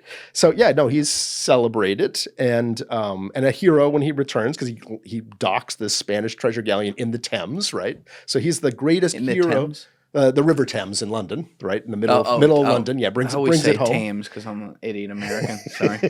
You're from New London, Connecticut, if you say that. Yeah. So brings the ship back, and it's like the greatest English hero of the War of Spanish Secession. I asked the Spanish. I went to the National Archives in Kew, and I said, "Hey, can I see his letters?" And they showed, "Oh, you have to go to a special room for that." And eventually I get notice on my computer that's ready, and I go to the special room, and they made me put on some gloves, but there it is, a box, and I open up the box, and there are all of Woodes Rogers' letters still tied in the original, like strings, and I open them up, and it's his letters from his circumnavigation that he sent home. Still, sometimes the ink, you can see where the spray from the sea had struck the ink and stuff. And you're actually looking through the originals of this guy, and it's like, yeah, here you go. That's Check 'em just out. gotta be. That's gotta. Yeah. I would nerd out over that so much. I'd be like, oh my God. It's awesome, yeah. No, and I've been back a couple of times to trace down more threads because it's just such a treasure trove there. Well, we left off with Hornigold and Jennings getting off on this tangent. We're gonna come back to Woods for sure because that's a big part of your story. I know you cover that a lot in your book as well. There's 4 main people you cover in your book.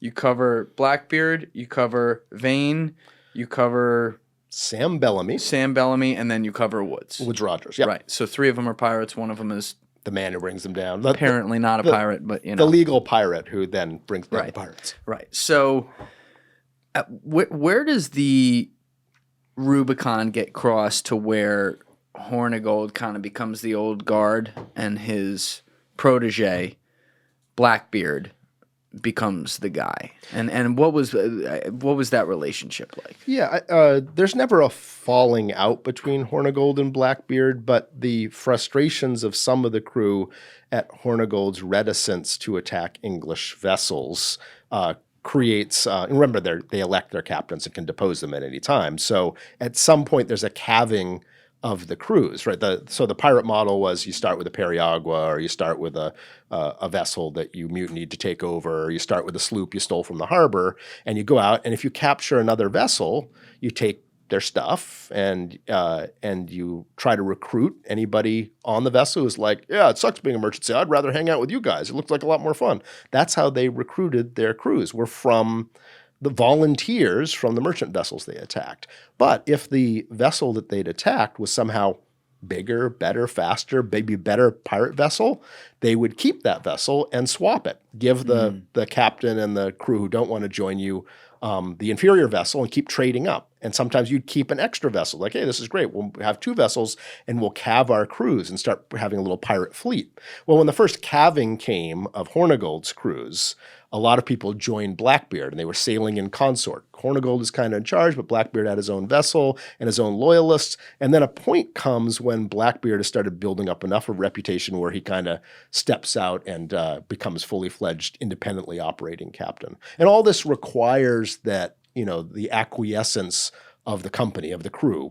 And so if enough people feel, your charisma, your reputation is such that we want you as a leader, then when the time comes, a lot of people will go join with him. And then Blackbeard builds up his reputation and kind of starts operating independently from Hornigold. How big would his crew have been at the time where he starts operating independently? I think we actually know the precise numbers, but I'm going to recall that it's sort of, 30 to 50 on each vessel when they first metastasize. And then he quickly builds up to a great sloop, as they say. You go from a sloop as typically a single-masted sailing vessel. You get these great sloops that are like sloops of war that would get to be pretty formidable, but also fast. He quickly ends up with one of those. And typically when you hear about somebody with a sloop of war, they have, 80 to 100 pirates aboard. And, like warships, they have a lot of crew, much more than a merchant vessel would have, because you man the guns, but also many battles would result in boarding actions where the vessels come together. And so you need a lot of people to storm and win the hand-to-hand combat to seize another vessel. So how many pirates total, regardless of crew, might be living on Nassau during this period? Probably, 2,000, 3,000, 4,000 at its peak. Whoa. All right, that's more than I thought you were going to say. Yeah. So there's a lot of different groups. There are a lot of different groups. And, it's like, you ever watch that series Deadwood about the town? Yeah. Well, that series showed a society out west living illegally. It's like a town that was built in the Black Hills of the Dakotas beyond the legal line of settlement and what should have been indigenous people's territory from the federal government's point of view, but there's all this gold there. So this town forms, and it's beyond government, but in the series, the different, like the head of the prostitution establishment is one power base, and there's another guy who has a whole bunch of miners who's a power. There's like multiple power bases, but from it comes order somehow. Like there's no formal government, but sort of order from chaos because it's needed. That's kind of what Nassau seems to have been like too. There's several power bases shifting around. Things get done. The fort gets maintained because everybody needs the fort to be maintained to keep warships from coming and pushing them out. A network. What are you going to do with your goods, right? Oh, we stole all this stuff. How do we sell it? How do you fence your goods? You're a pirate. You can't just go into a port and fence it because you look obviously like a pirate. They worked out an entire supply chain. They got these sort of corruptible merchants in Harbor Island in the Bahamas, 50 miles to their north, to come transship for them, right? They would come down, buy their goods for them, and then go to the Charleston, the Carolinas, or to Boston or wherever and sell those goods and then bring back what the pirates needed. How are the pirates getting gunpowder and, things they couldn't get on, shipped supplies and stuff? They were buying them and ordering them basically from the Harbor Island merchants. So they had a whole supply chain to sustain them in this little pirate republic. That all requires quite a bit of organization and order. So, but there's no government. There's no one group in charge, but the factions need this to happen. So that's the impression you get from the pirate base. And Hornigold and Jennings are two nodes of that contested sort of power bases. Remember, sometimes one of them will be off pirating and he won't even be present, and the other one will be around. But so there's shifting energy, and it's all based on charisma and reputation. What kind of precautions could or did these fleets take against pirates as this became a problem? I mean, it sounds like a lot of times it'd be one ship at a time traveling, but would they then try to travel in threes or something like that? When did that start to become a strategy on the high seas, if you will? Yeah, I mean the big government sponsored treasure fleets and such would travel in convoy with warships, but in general there just weren't the warships available to provide convoying duties for merchant shipping. The if you start digging through the Admiralty records, even the handful of frigates that were assigned to defend England's possessions in the New World, they're in terrible disrepair. I mean, one of the Virginia station ship, you read the captain's letters and it's like this, and you look at the logbooks, the ship can't leave for months. It can't leave port because it would sink if it did. The hull is rotted. They need new equipment. They can't get the things to repair the ship. There's no money to do it. The Admiralties restricted the budget so much after the war that they're pleading. They actually have to take crewmen from another ship because so many crewmen get sick just to sail home at the end when they're finally allowed to come back to England to try to have the ship overhauled. So the state of the naval vessels is so bad, they're not even very good as guard ships. Better yet, having spare capacity to convoy ships around. So the merchant ships are kind of on their own. Smaller vessels, well, tough luck. Larger ones had to be able to defend themselves. But as a practical matter, usually, the vessels are going point to point, and it's often impossible for them to convoy with other merchant ships. So the largest ones try to be sort of armed mini frigates by themselves, especially the slavers, right? The slave ships they're coming across the Atlantic, they sell the people that they've enslaved, and they have all of these valuables on board at that point, and they need to defend themselves. So often they had lots and lots of, cannon and stuff.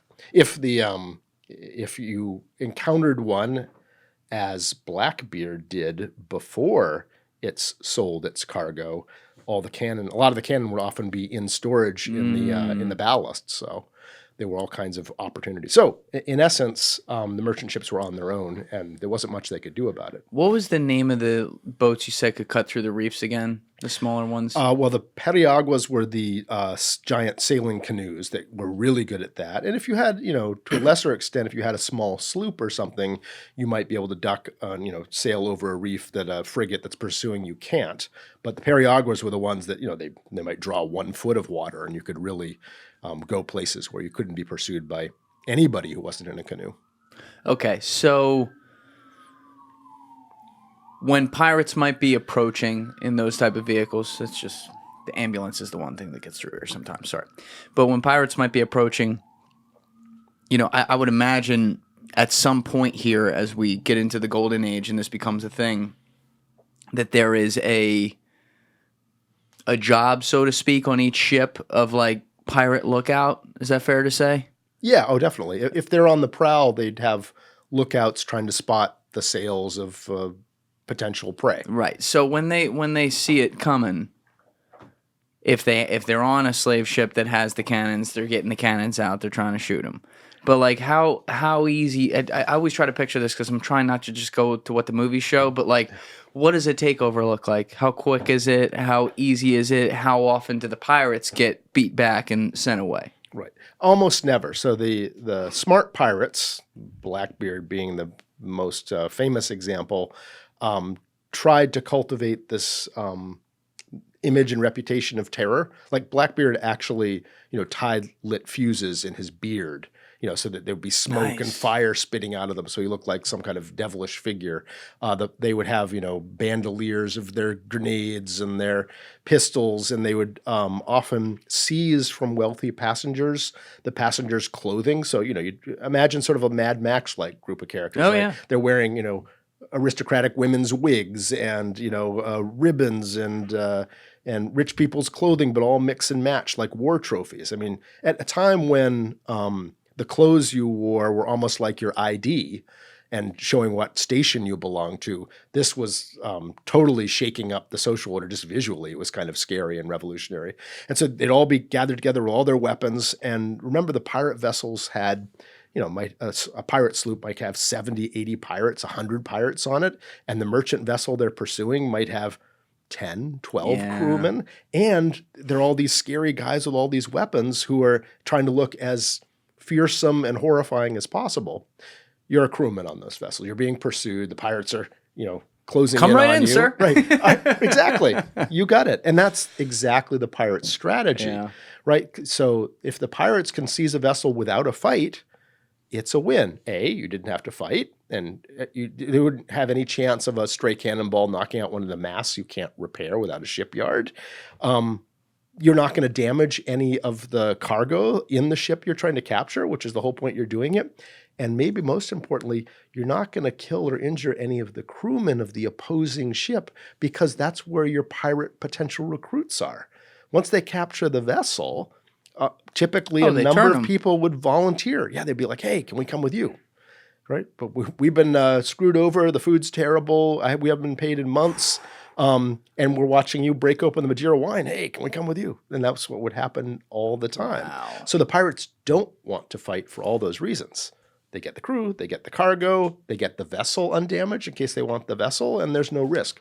So they try to be as scary as possible, and why not? If you're the crewman of a merchant vessel, right? You're being screwed over for your wages. Your captain's probably a jerk. You're eating terrible food, and it's not your cargo and it's not your ship. Are you gonna get killed to defend the property owned Fuck by no. some shareholding company in Bristol? And No. you don't even know who the owners are? No, right? So typically there would be no fight at all.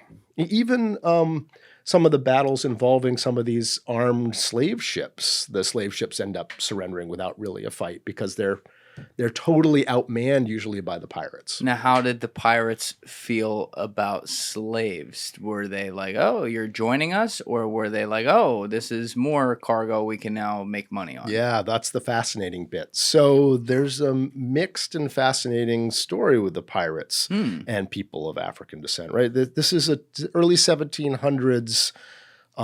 Some places are consolidating a formal race-based slave system, like in the Carolinas, and other places the link between, oh, you're this race, therefore you're enslaved or less human, that hasn't quite happened. Right. Like the Bahamas is one of those places. The last really important colonial official in the Bahamas before the government collapsed during the War of Spanish Succession, his wife was African, and nobody comments about it. You just read the letters, and it's like no one mentions a thing. The kids like marry into the Fairfaxes in Virginia. Yeah, like it doesn't really matter then. That It'll matter cognitive later. dissonance is so interesting. Yeah, and so that whole thing is in transition. Some places it's consolidated, other places it hasn't. North Carolina it hadn't yet. So what I'm saying is just like back in England.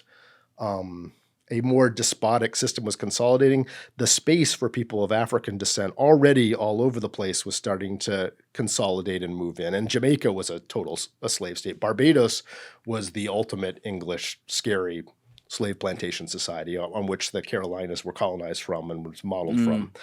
How do you... Wait, they were modeled from Barbados? I didn't know that. Oh, yeah. The Carolinas and deep southern legacy culture comes from the English settlers of Barbados. So Barbados was this tiny island, and the there was this sort of, in the 1600s, this survival of the fittest battle between all the people who ended up there. And the ones who won consolidated incredibly profitable slave-driven sugar plantations. And the profits from the sugar were absolutely staggering. And they measured out, like slave gangs and chains, and you'd make the profit in sugar against human lives, like the most Machiavellian immoral calculus. And they became staggeringly rich. So rich that even though these people were born of poor station originally, their grandparents came to Barbados as indentured servants, but now they were staggeringly rich nouveau riche and could go back and buy country estates back in England.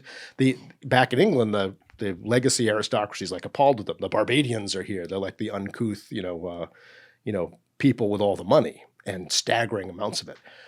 What they didn't have is land. They were running out of land on this tiny island for more sugar plantations. So when the Carolinas colony opens up, in the subtropical lowlands of the mainland of the Americas, the Barbadians come and colonize it. They're the ones who come in and found Charleston and bring a fully modeled West Indies-style slave society to the subtropical lowlands in the Carolinas. Whoa. Which is, right, Virginia evolved, would borrow that model in the late 1600s and early 1700s. But England had started, Virginia had started as like replicating the gentry society of the English countryside, the Lord Granthams, right?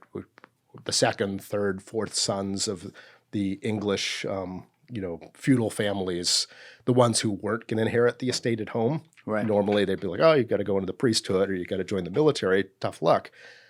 The New World being there meant suddenly they could imagine going to Virginia and creating a new manor for themselves, and that's what they did. And so they were trying to recreate the big colonial,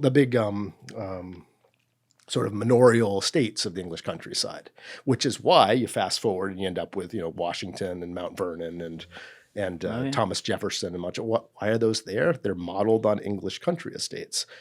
They couldn't find any people to be the serfs. They tried indentured servants, didn't really work, and so then they see the model being worked by the Barbadians in the Carolinas, and they move to the slave system. But you got this, tasteful, enlightened gentry, homes and slave manpower. And in the Deep South, it's not that at all. Right? No. It's West Indies, which is why it was called Carolina in the West Indies originally. If you read the didn't know documents. any of that. That's crazy. Yeah, so that's all happening at the same time. What are some? Because you're obviously a historian of the whole colonial era. That's what 4 of your books are on it, or something like that. Yeah. Yeah. So, what are some of the biggest misconceptions, in your opinion, about the formation of the colonies that we have in modern history? I think Americans are really amnesiac and ahistorical people. We don't know our history. We're not particularly interested. Part of the ethos of the country is that the mythology is that we all came here and we're forward-looking and the past doesn't matter. We can reinvent ourselves and all that feudal. There's nothing good to be had of the feudal baggage of the old worlds. It's all about moving forward here, except there is a history and there is a past, and we don't look at it. And so people think the received story is sort of like, oh, a bunch of people came here seeking freedom and fast forward to the American Revolution and on to creation of a free society. Except that's not what happened at all, right? There were these rival colonial projects that were set up at different times by very distinct groups of people, and some of them belong to different empires. This area around New York City where we are today, I mean, the reason you have the, Long Island and Brooklyn and Hoboken, all these are Dutch names because this was a Dutch colony. This was New Amsterdam and New Netherland. The Puritans in New England were a very different people from those lesser sons of English gentry that I just described who came to Virginia, who were very different from the Barbadian West Indies folks who came to the deep southern low country, who were very different from the largely Scots-Irish borderlanders from Ulster and the lowlands of Scotland, these war-torn regions like Braveheart, that there be war here, there's no institutions and there's no police, you got to defend your kith and kin yourself.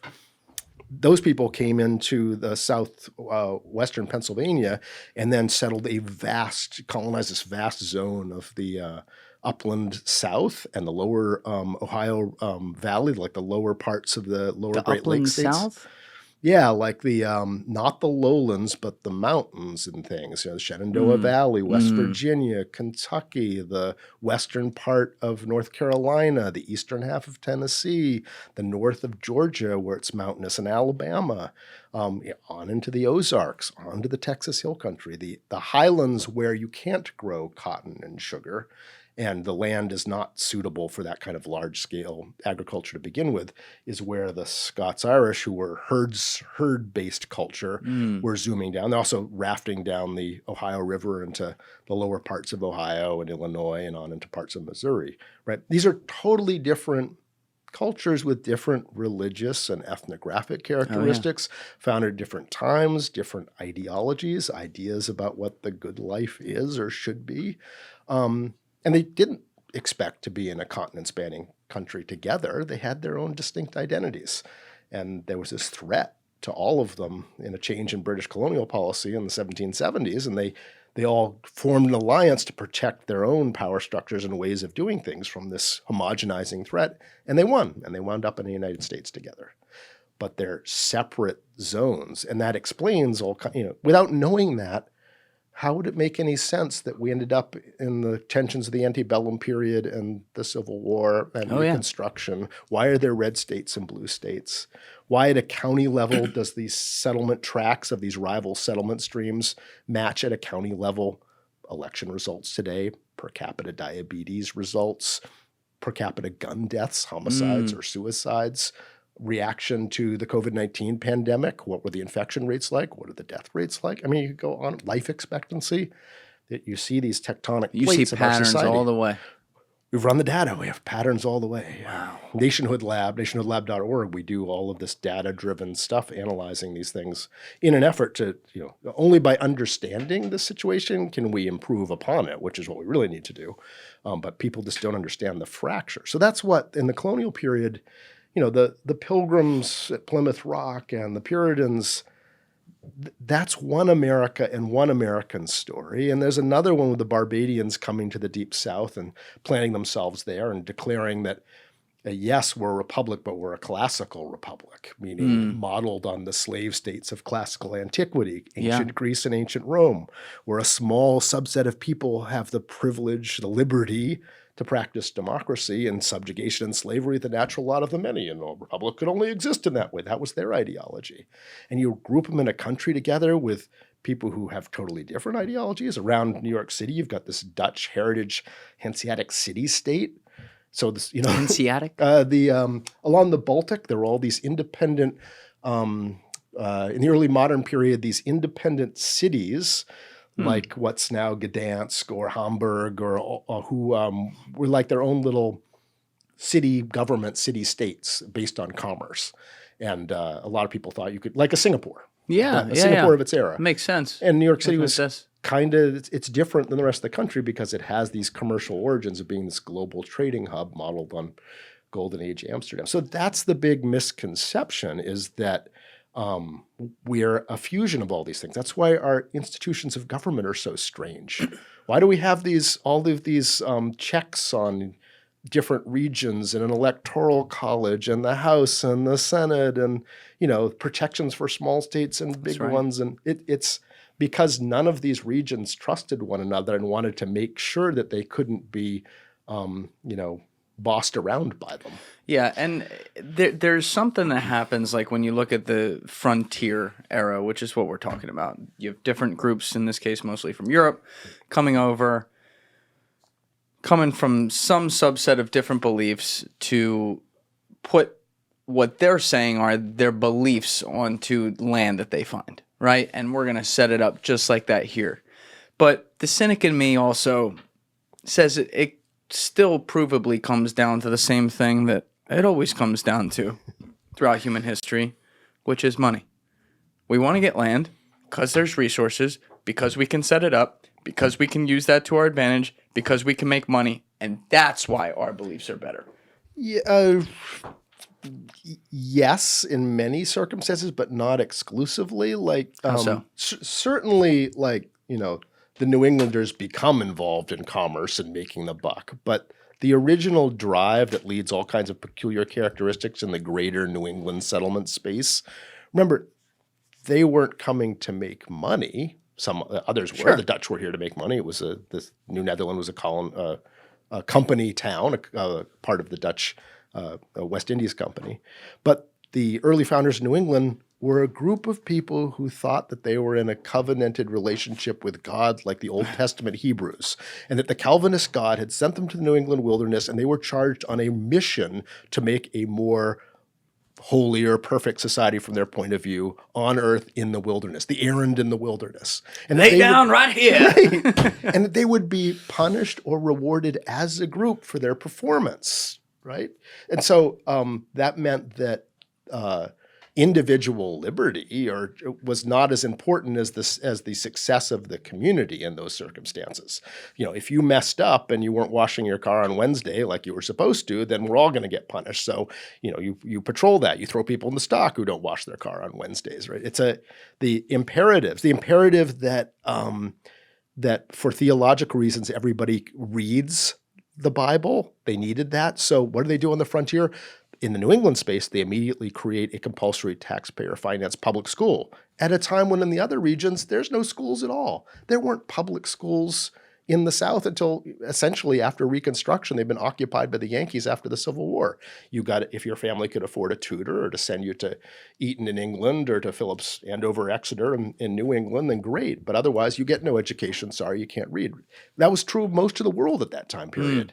But so what I'm saying is that wasn't a profit motive. It didn't help them to make a profit to have these taxpayer-financed public schools in 1650, but it created the most literate society probably on the planet in the late 17th century, which had all kinds of knock-on effects later. Right? That meant that you could have an audience to read a newspaper, and so you might create a newspaper. It meant that you had a whole bunch of people who knew how to read, and you could create Harvard College, and you could start, it allowed New Englanders to control the national story in the early republic because they were the ones with control of the media. They had all the printing presses, all the books, even the publishing houses in New York were New Englanders coming down and setting up for the most part.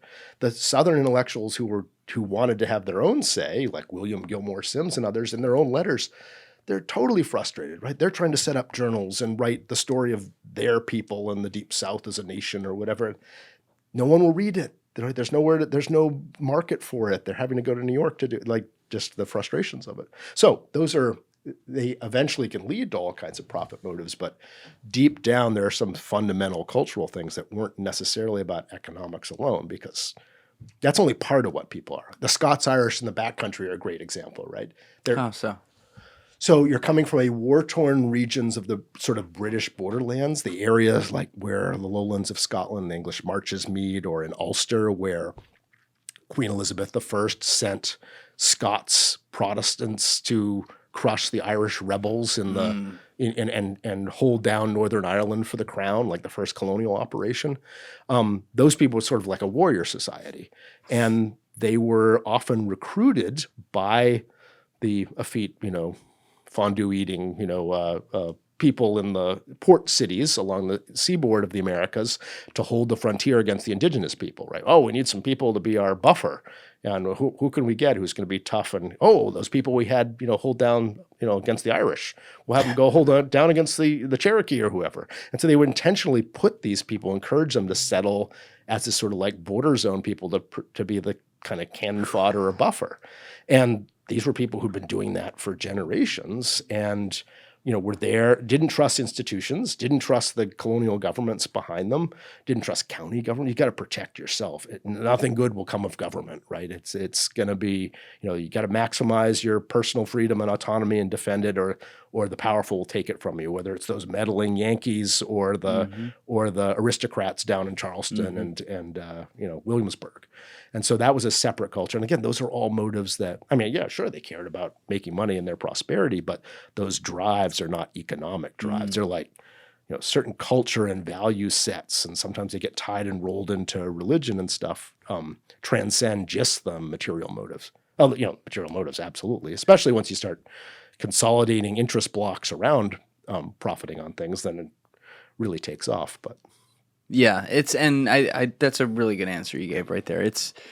I think sometimes also I'm looking at it from the perspective of like the top 5% versus the 95% of these groups that come in, right? So the top 5% that seize power, maybe have access to that money or whatever, they can have the luxury in some cases of having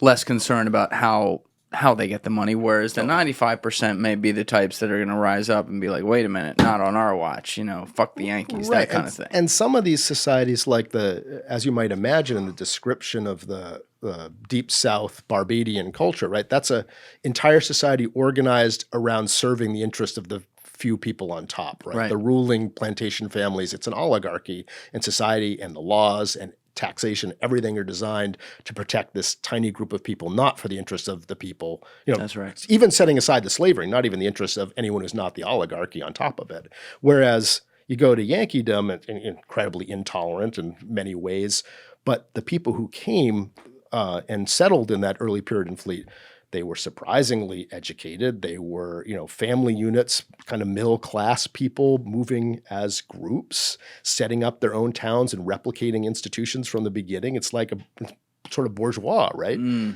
If you have those two different starting points, right, sort of oligarchic feudalism and a covenanted people with a middle class ethos, those are two very different spots to start from in terms of power balances and how the economy is going to evolve and be formed.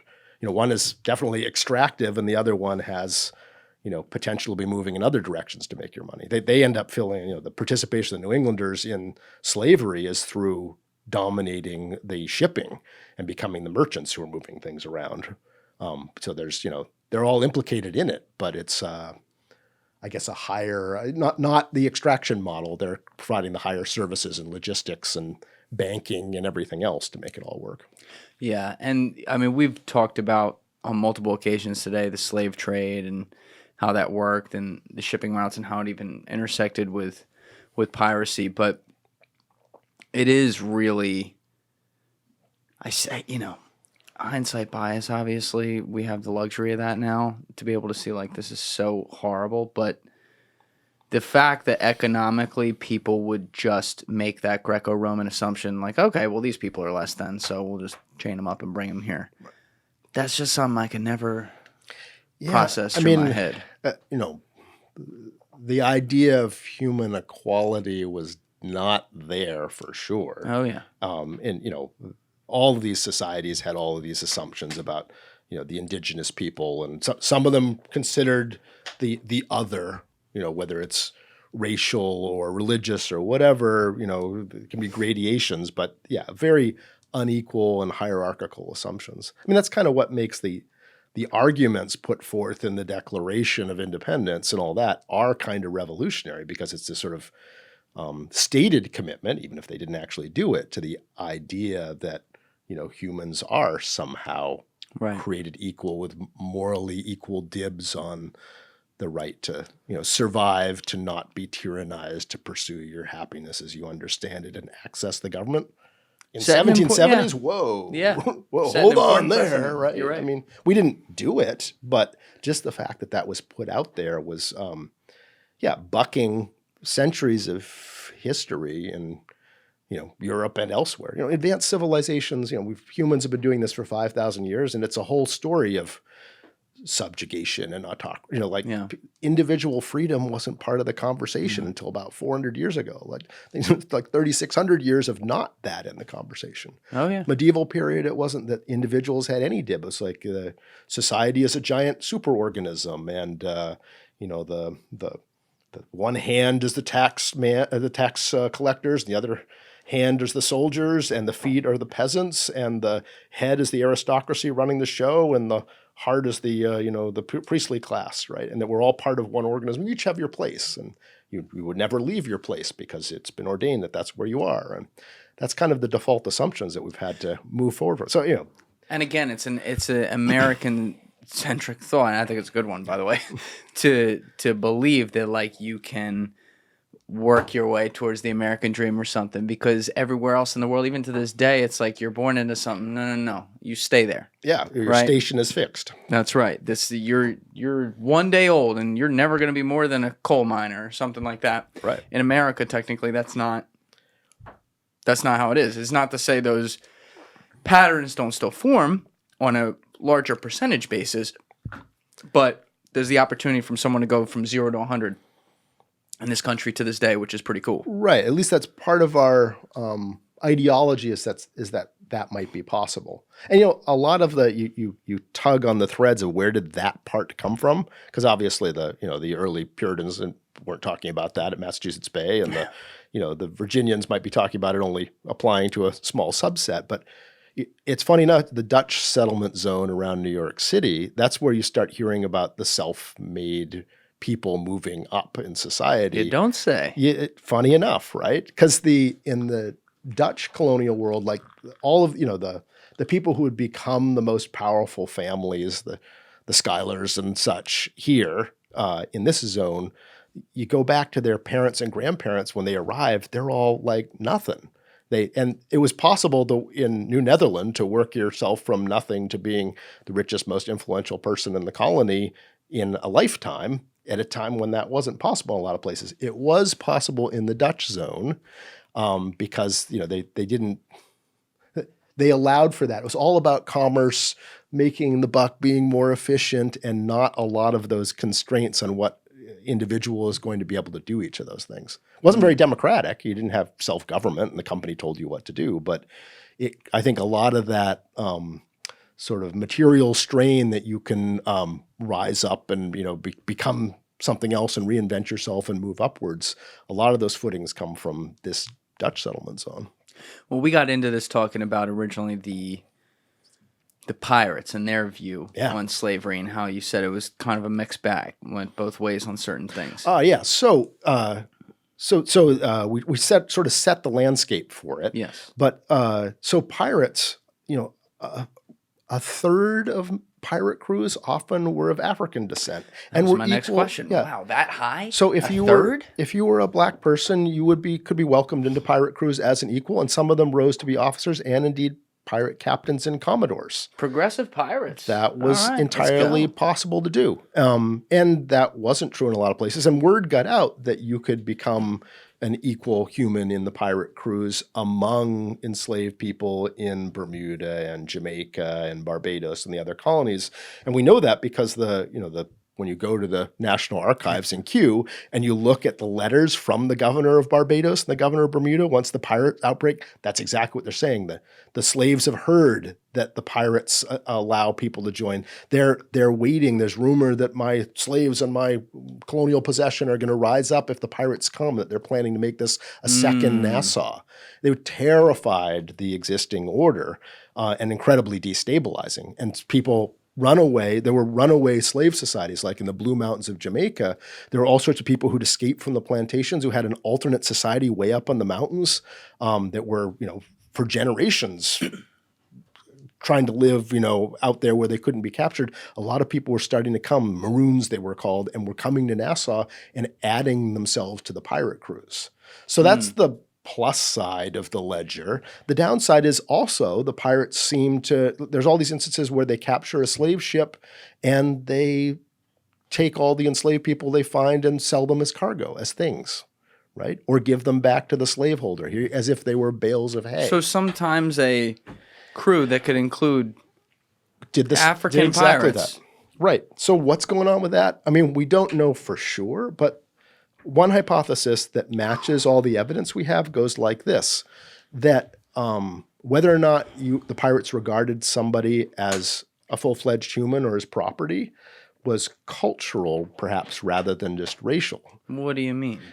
If somebody was what they call the Creole, somebody was of African descent but born and raised in the Americas, in the Caribbean, in the West Indies, knew the technologies here, spoke the language, they're one of us and can be human.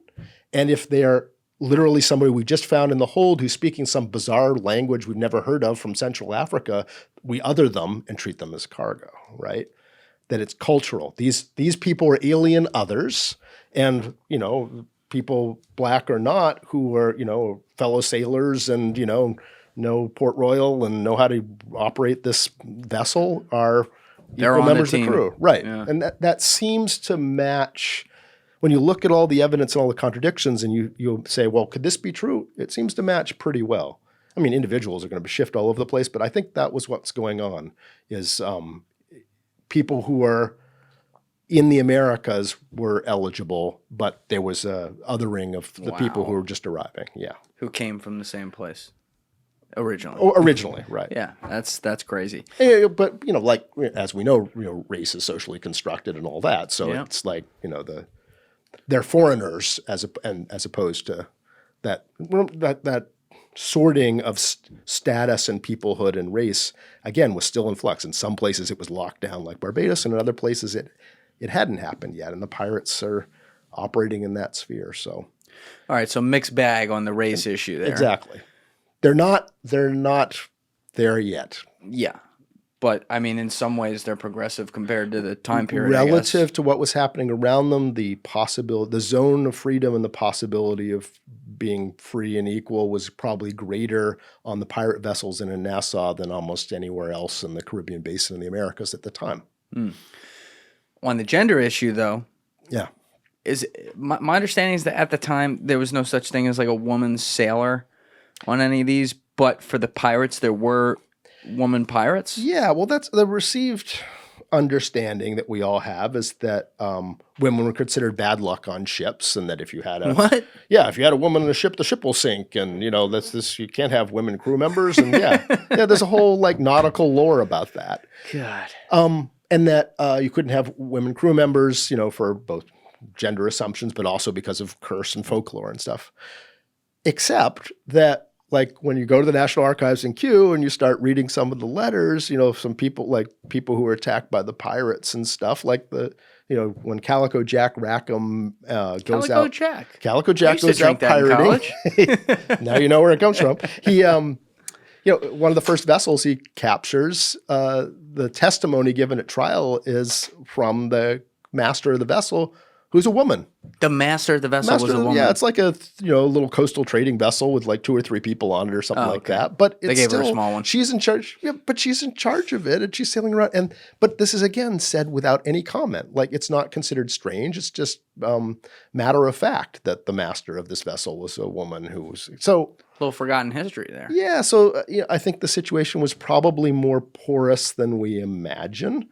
And certainly the pirates did include a few women, most famously Mary Read and Anne Bonny, whose story was popularized in that 1724 book I mentioned, The General History of the Pirates. But they were people who really existed because they got brought to trial, and there were indictments against them. They were in history. They were from the accounts that we have from the actual records. They dressed as men and swore. They dressed as men. They dressed as, maybe that's not unusual, and that would you try to be a sailor wearing a dress or whatever you're supposed to be wearing, but dressed as men and cursed and talked like the men and fought and had the weapons with them, and they were just as scary and fierce as the male pirates. And that's what we know from the accounts of their victims that made it to trial. Was Mary the Irish one, or was that Anne?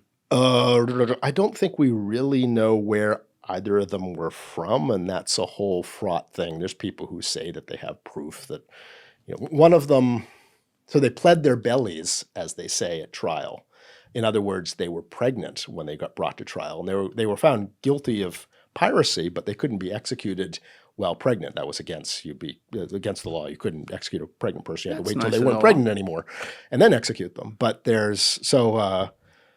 one of them, there's no account of them actually ever being. They were imprisoned in Jamaica.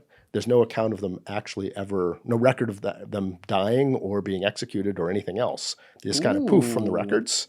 Which has led to all kinds of speculation and theories and people pulling up evidence to say, oh, she's really this person who ended up back in Charleston. This was her dad, and no, that person was. And so there's a bit of a mystery as to whether Anne Bonny survived. Mary Read, we know where she was died on this date and was interred in this cemetery in prison.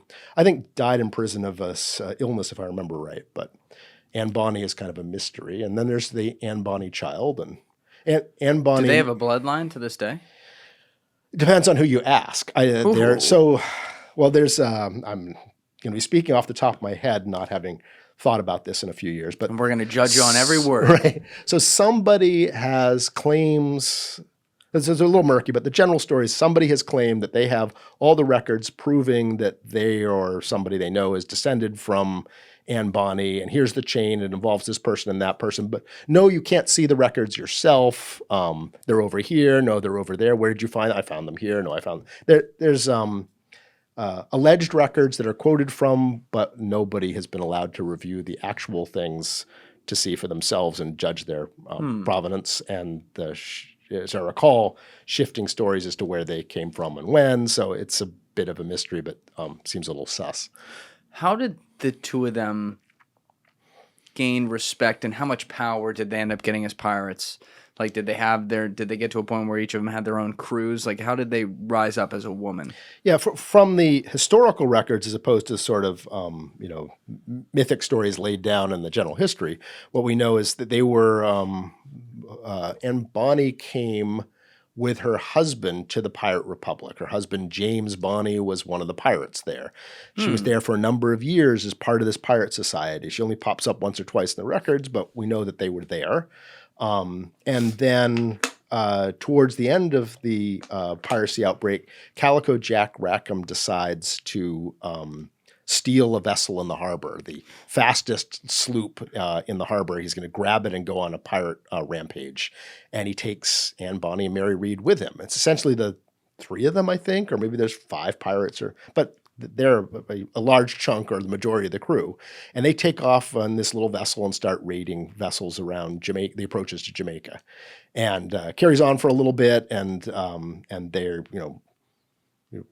all those accounts of them, wearing men's clothing and threatening people and having, being competent in battle and scaring everybody. They don't actually have to fight anybody or kill anybody because the terror campaign works. Like everybody surrenders. But they end up getting caught and brought to trial in Jamaica ultimately and end up imprisoned. So you work your way backwards from that information and you know that they somehow had combat skills. They somehow knew how to be pirates. They wanted to set out on their own with Calico Jack and go out and do all of this stuff. We don't know why, but they were there and, wanted to live the merry life in a short one in the role of pirates. When you say pirates of this era got caught like them, I'm trying to picture this because it's still like the Wild West over there. You have a basic governor of the island set up, but it's not like, they have a police force working 12-hour shifts or stuff. And as you said, on the seas, it's wide open and it's generally a easy job for them to take something. So it's not like they're the ones getting taken. So is it the kind of thing where like when they're laying their head to bed at night, like there are some soldiers or something that come and get them based on a tip, or how did that usually go down? Yeah, so if you're in Nassau, you're pretty safe because the fort's protecting things, so they could sleep easily. So that was their home base and their sanctuary. But anywhere else out there, you're always in danger. And the time you're in most danger is when you need to maintain your vessel, go ashore, get more water and stuff. There, the underside of wooden sailing vessels back before copper-based bottom paints, kelp and seaweeds and stuff would start growing all over the bottom and quickly make your vessel slower and slower, which means you could get caught, you can't maneuver, you can't catch other vessels. You had to occasionally bring the vessel at low tide on a beach with the right angle and careen it. You had to tip it over, let the tide go out so it's exposed, and then laboriously clean all the stuff and gunk that had been growing on the hull off it, and then refloat it again. You have to do that every few months, or you're going to get caught and killed anyway. So you also, if you're had any damage from a storm or damage in battle or something wore out, you need to go actually like remove masts, or you need to shift cargo, or you captured another vessel and you need to transfer all the treasure. And hey, the vessel has cannon on it. We need to move the cannon onto our vessel. We need to make our vessel able to accommodate 12 guns instead of 10 cannon. We need to get the ship's carpenter working. What I'm saying is there's all kinds of times when you're out, for months or weeks, operating hundreds or 1,000 miles from Nassau, where you need to hide out and do your rest and recuperation and water and maintenance and all that. And in those times, soldiers may Those are the dangers, is that a Royal Navy vessel or somebody happens upon you in your hiding place. And so a lot of the captures are there. They're happened upon while they're trying to recharge their batteries, basically. That most of the big pirate captures were in those circumstances. Also, I just thought of this. I should have asked this like at the outset, but what was the historical basis of the term pirate? Like, when did we first start actually using it? Oh, I think that word's been around for hundreds of years. I'm not sure. That'd be like, go to the Oxford English Dictionary and look for the etymology. Meaning before these people. Yeah, way before these people, yeah. No, that pirates, one form or another, had existed for centuries. In the English language, where did the term come from? I'm actually not sure. It's probably, the word is very similar in Spanish, and again, there'd been pirates in the medieval period and in the ancient world and all the rest, so...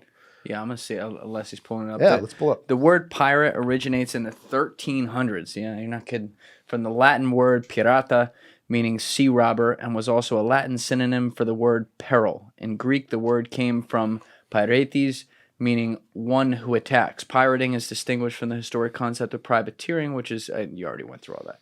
Okay, so when they had, like you said, there were literal piracy laws when these people are being brought onto trial, so it was already a term at that point. Oh, yeah, but yeah. it stretched back way before. Yeah, the this. Golden Age pirates aren't bringing, but what they bring that's new isn't piracy itself.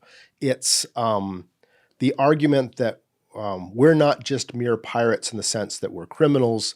The argument is that we're doing this, we're Robin Hood's men. We're doing this for ideological reasons as well. We're not simple brigands. We're leading a social revolution against the man who's been ruining our lives.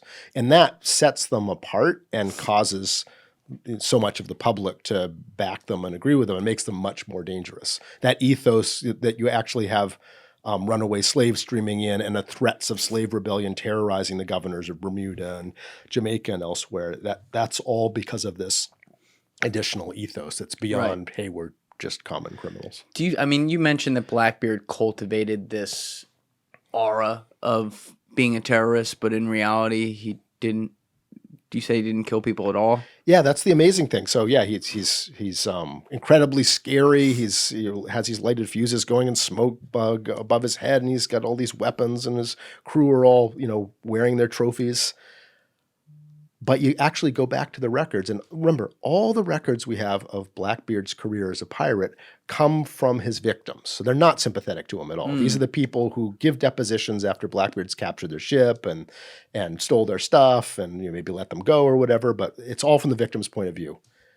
There is not one documented instance of him killing or harming anybody prior to his final fatal battle with the Royal Navy in 1718. Zero. As opposed to like a Henry Jennings who did kill people. Henry Jennings did, yeah, and Charles Vane would be pretty sadistic. Yes. But Blackbeard especially not a one. There's, we probably have documentation with an eyewitness account of, 20, probably at least 25 vessels captured. So, whoa. Yeah. And you start comparing that to the world they operated in. I mean, this is an era when, a kid stealing bread in London, it's a capital offense, and they execute them. Yeah. People are going around, collecting orphans and forcing them to be human chimney sweeps, climbing up chimneys until they fall to their deaths or whatever. I mean, it's a brutal time period. And when you actually look at how discreet people like Blackbeard and Bellamy and Hornigold, to various extents, were about the use of violence, it becomes even more impressive because it's such a violent time period, even in the ordered legal use of violence. It's such a brutal time. So the reason I bring that up is because then my question is, some of these guys, not the Henry Jennings of the world, but other ones, do you see an argument for them kind of legitimately being Robin Hood type figures and not just being evil pirates? Yeah, I mean, yes. I mean, they are. It's not like they're stealing the stuff and giving it to the poor. I mean, they're considering themselves to be the representatives of the poor. So they did no type of redistribution to other people. But they did share equally in many ways along their cruise. Among their society of pirates, they're redistributing for sure. But it's not there. I don't think there'd even be a mechanism for them to steal the money and go find paupers in some village ashore because they get captured. But their incentives, their selfish incentives and their ideology probably overlap. But yeah, absolutely, especially given the way that they revolutionized and leveled and democratized government in their own ships is pretty interesting for that time period. And Sam Bellamy literally claims to be Robin Hood's men. He says those words in a famous speech overheard by one of his captives. And we actually have to talk about him. We haven't talked about him a ton today. He's come up intermittently, but this was the guy from Cape Cod. Yeah, right? Wida fame. The Wida is his famous ship and wreck that was destroyed in Cape Cod. What was his full backstory? Yeah, so he came from the West Country of England. People have located his likely birthplace and parents and name and all that kind of stuff. Like a lot of these pirates, you first appears in the historical record beyond his just birth dates when he enters piracy. But he came with a whole backstory. In Cape Cod folklore, going back, a couple centuries, there's a story that Sam Bellamy came to Cape Cod from England and that he met a local girl, Maria Hallett, 16, 17, 18, something like that. They fell in love, and then he set off to find his fortune and then was trying to return to her after getting his pirate fortune when his ship is destroyed off Cape Cod. And she goes. That sounds mad. a little cleanly tied together. Yeah, well, it's nice folk story, right? Right. So, what we do know about Sam Bellamy, we don't know if he was in Cape Cod, but we do know that he appears in the historical record right after that Spanish treasure fleet in 1715 Off is Vero. destroyed. On the treasure coast of Florida, and he is among the people who show up to try to pick and salvage Spanish treasure. How did he get involved in that? Did someone pay him to do that? He shows up with another guy, Palsgrave Williams, who I mentioned before, who's the son of Rhode Island's Attorney General. And actually Palsgrave Williams' stepfather is a Scotsman and family involved in the Jacobite uprising, and they're also embedded in a family in Block Island in Rhode Island, involved in all kinds of fencing of pirate goods, and they're deeply involved in the underworld trade. All the way up there, fencing. Oh yeah, definitely. So Captain Kidd, with his treasure, when he was on the run previously, a privateer forced into piracy, he ends up in Block Island and in Newport to fence his goods as well. There's a well-known, the sort of Cayman Islands in the time period to go have your goods and your And these bankers guys weren't and stuff. Italians? Not at that time period. Damn. Rhode Islanders. So they weren't the first up there. Because I know today, a couple guys named Vinny and Paul up there. There's take care of also you. Gardiner's Island was also where Kidd and Bellamy and Palsgrave Williams end up, which is Gardiner's Island? Yeah, the forks on the end of Long Island. There's two forks of land spit, and there's an island right in the middle of it, Gardiner's Island. Gardiner's. Gardiners. Yeah, you can even find it with the right keyword searches. Your audience can find stuff from the New York Times just a few years ago of the Lord Proprietors of the Gardiner's Island, the last of whom I think only recently died. So the Gardiner's Island Lord was Proprietors just... Yeah, the king gave this island to a particular family, and that feudal grant was passed down as a noble title until very recently. Oh, this is like prime real estate. The prime real estate in one family has controlled it for like 400 years. And how many people live on it? Oh, I don't think anybody other than Except the families and their retainers and things, I'm pretty sure. Oh, my God. I mean, I know more about this island in 1715 than I do about now, but I know that the 14th proprietor, whoever he is, there's like a New York Times article from 7-8 years ago about the battle over the inheritance of the island. And this all of sounds like True Detective Season 6. So Captain Kidd came here and deposited his treasure. These are like the bankers, right? These are the bankers to the mob were involved back in the previous generations there. And Sam Bellamy and Palsgrave Williams are all tied up in that. So what I'm saying is there were places people knew they could go on underworld, black market banking systems or offshore kind of, banking and protection where you could keep your stuff in your Swiss bank account, so to speak.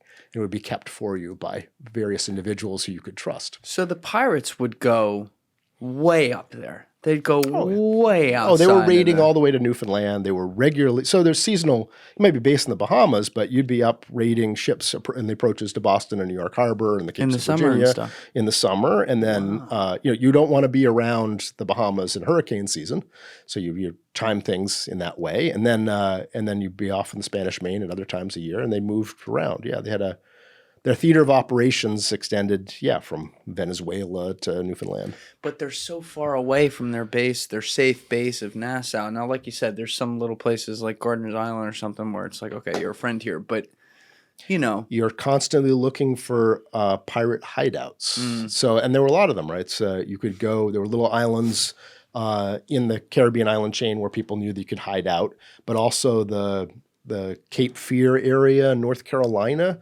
There's a lot of lore and stuff where pirates would go into those creeks and stuff, and you could hide out where your mast couldn't be seen from the sea, and you could do your R&R there. And especially the coast of Maine. A lot of these pirates ended up there. Sam Bellamy was trying to get to Maine when his ship went down off Cape Cod. We know that because he was traveling in a fleet of ships that he was leading, and the other ships that survived the storm all ended up on the Maine coast in Monhegan and Damerscove Island trying to find each other. They'd been scattered by the storm. Others had gone up to eastern Maine, headed towards the Canada border. Why would you do that? Well, because like Cape Fear, these were places that eastern half of today's Maine had been contested for centuries between France and England. It was sort of a no man's land. And in this time period, there'd just been this continent-spanning war between England and France. And this was a place where there was no government authority. There was no one other than indigenous people kicking around to see what you were doing, and hundreds of islands and coves and places to hide out. And so they would go to places like Eastern Maine or like Cape Fear, North Carolina, where they knew that they could hide, do their R&R without any authorities being around. North Carolina had also been, had a devastating colonist v. indigenous people conflict, and was, depopulated by European colonial officials. And When so was you could this? go there. That war concluded, 1710 or 12, if I remember right. It devastated North Carolina, which is part of the reason, if we get into Blackbeard's story, that Blackbeard would be welcomed in North Carolina when he decides to try to set himself up as a sort of Tony Soprano-like figure. Right before Blackbeard, though, you said Bellamy obviously dies in that wreck. Yeah, so Bellamy, what we know of his story, he and Palsgrave Williams show up in 1715, salvaging treasure. He ends up in Nassau. He serves in the cruise with Hornigold, and ultimately sets out on his own and is able to capture one of these swift frigate-size slave ships. He captures it after it's unloaded its slaves, when it's loaded with treasure. And so he has this incredible treasure in the holds, and he captures the ship and goes on a brief reign of terror and is headed northward. He captures a ship in the Caribbean, and he and Palsgrave Williams and his fleet are headed north to hide out in Maine. And off the Cape Cod, they get hit with a storm, much like the Spanish treasure fleet did, and the ship is destroyed, and Bellamy and most of his crew are killed in that. Few people survive, but not many. And he wasn't that old when he died, right? Oh, he was like 27 or something like that. Wow, he's already running like a fleet. Yeah, so the lore goes that he died trying to get back to Cape Cod to see Maria Hallett, which seems a little pat, but the late Ken Kinker, a historian who studied the Bellamy wreck and the Whydah in great detail, he was based in Cape Cod, and he dug in local records and found a woman named Mary Hallett, who would have been the right age, 18, 19 in this time period, whose family owned and operated the tavern in the area in Eastham, which is exactly where a sailor would show up and maybe meet somebody. And she died, consistent with legend, at an older age, unmarried, without kids, at a time when that was pretty unusual. Yeah. So, that's enough coincidences with the folk story to lead you to not completely dismiss the folk story, because some specifics are there. Who knows? It's only passed down in oral tradition, but I think there's something to it, probably, at least in general terms. Well, looking at these maps we've been pulling up with some of these places, be it like a Gardener's Island, which sounds like some old world backdoor, boardroom type shit. Like, you think about all these different places. We got Cape Fear up there right now. Yeah.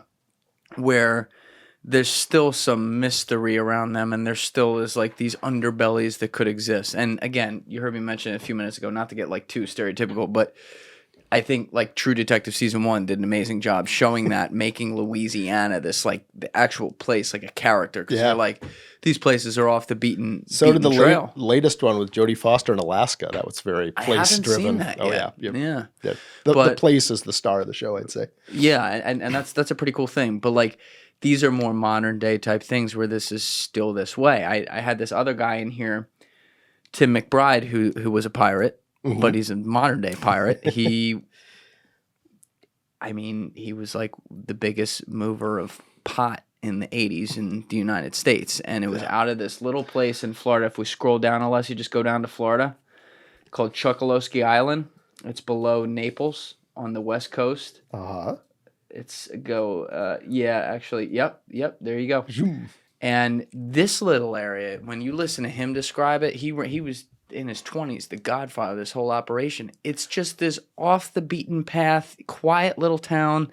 They pull in pillars worth of weed and put it on all these little boats and scatter around like little roaches and hide it in their little houses and then give it to the Cubans. And I'm like, this is today. Like, not today, but like not that long ago. Like there's still these The things. pirates walk among us. Yes, they could exactly. It can still kind of exist in small ways, which seems crazy in a world like we have right now. Yeah, well, yeah. There's definitely that sort of the underworld of things that aren't legal that people move into. Absolutely, which eventually leads to once you get really organized into the organized crime syndicates and all the rest. Oh yeah. Now you were saying there was some of Blackbeard's story you wanted to get to a few minutes ago. Oh, Blackbeard. You're talking about Cape Fear and stuff with him. Right. So Blackbeard, sometimes people ask, who's your favorite pirate is sometimes a question that comes up. And I usually go at Blackbeard because what I find really interesting about him is he's clearly the thinking person's pirate. And you can see how he worked out his performative, terrifying person image in order to secure what he wanted. And when you're watching like his movements and you're tracking his movements through the records and you figure out that he learned information X at this moment and then what did he do next? He suddenly goes off and does this thing. He's always like planning ahead and trying to work out the angles several steps ahead of time. And when the golden age of piracy is clearly coming to a close, when it's clear that Nassau and the Pirate Republic's days are numbered, Blackbeard has this audacious scheme. So in short, the Woodes Rogers, the hero of the War of Spanish Secession, decides to use his political capital that he's gained by capturing the treasure galleon and becoming a hero to approach the king and the court with a plan that goes, hey, I'll take my private frigates I built to circumnavigate the world, and you back me up with some Royal Navy vessels, and I'll go take out these pirates for you. And if I do it, you'll make me governor of the Bahamas if I can hold the place. And the only thing I need from you is to pardon the pirates, to issue a pardon to anyone who will agree to step down from piracy and surrender without a fight will be absolved of all their criminality for piracy. Yeah. So he was Divide kind and of conquer. playing both sides. Well, he wanted to divide and conquer. He wanted to weaken the pirates enough to take control of the place. Of course, the pirates could go back into piracy. So once you've taken control, you're in a vulnerable situation.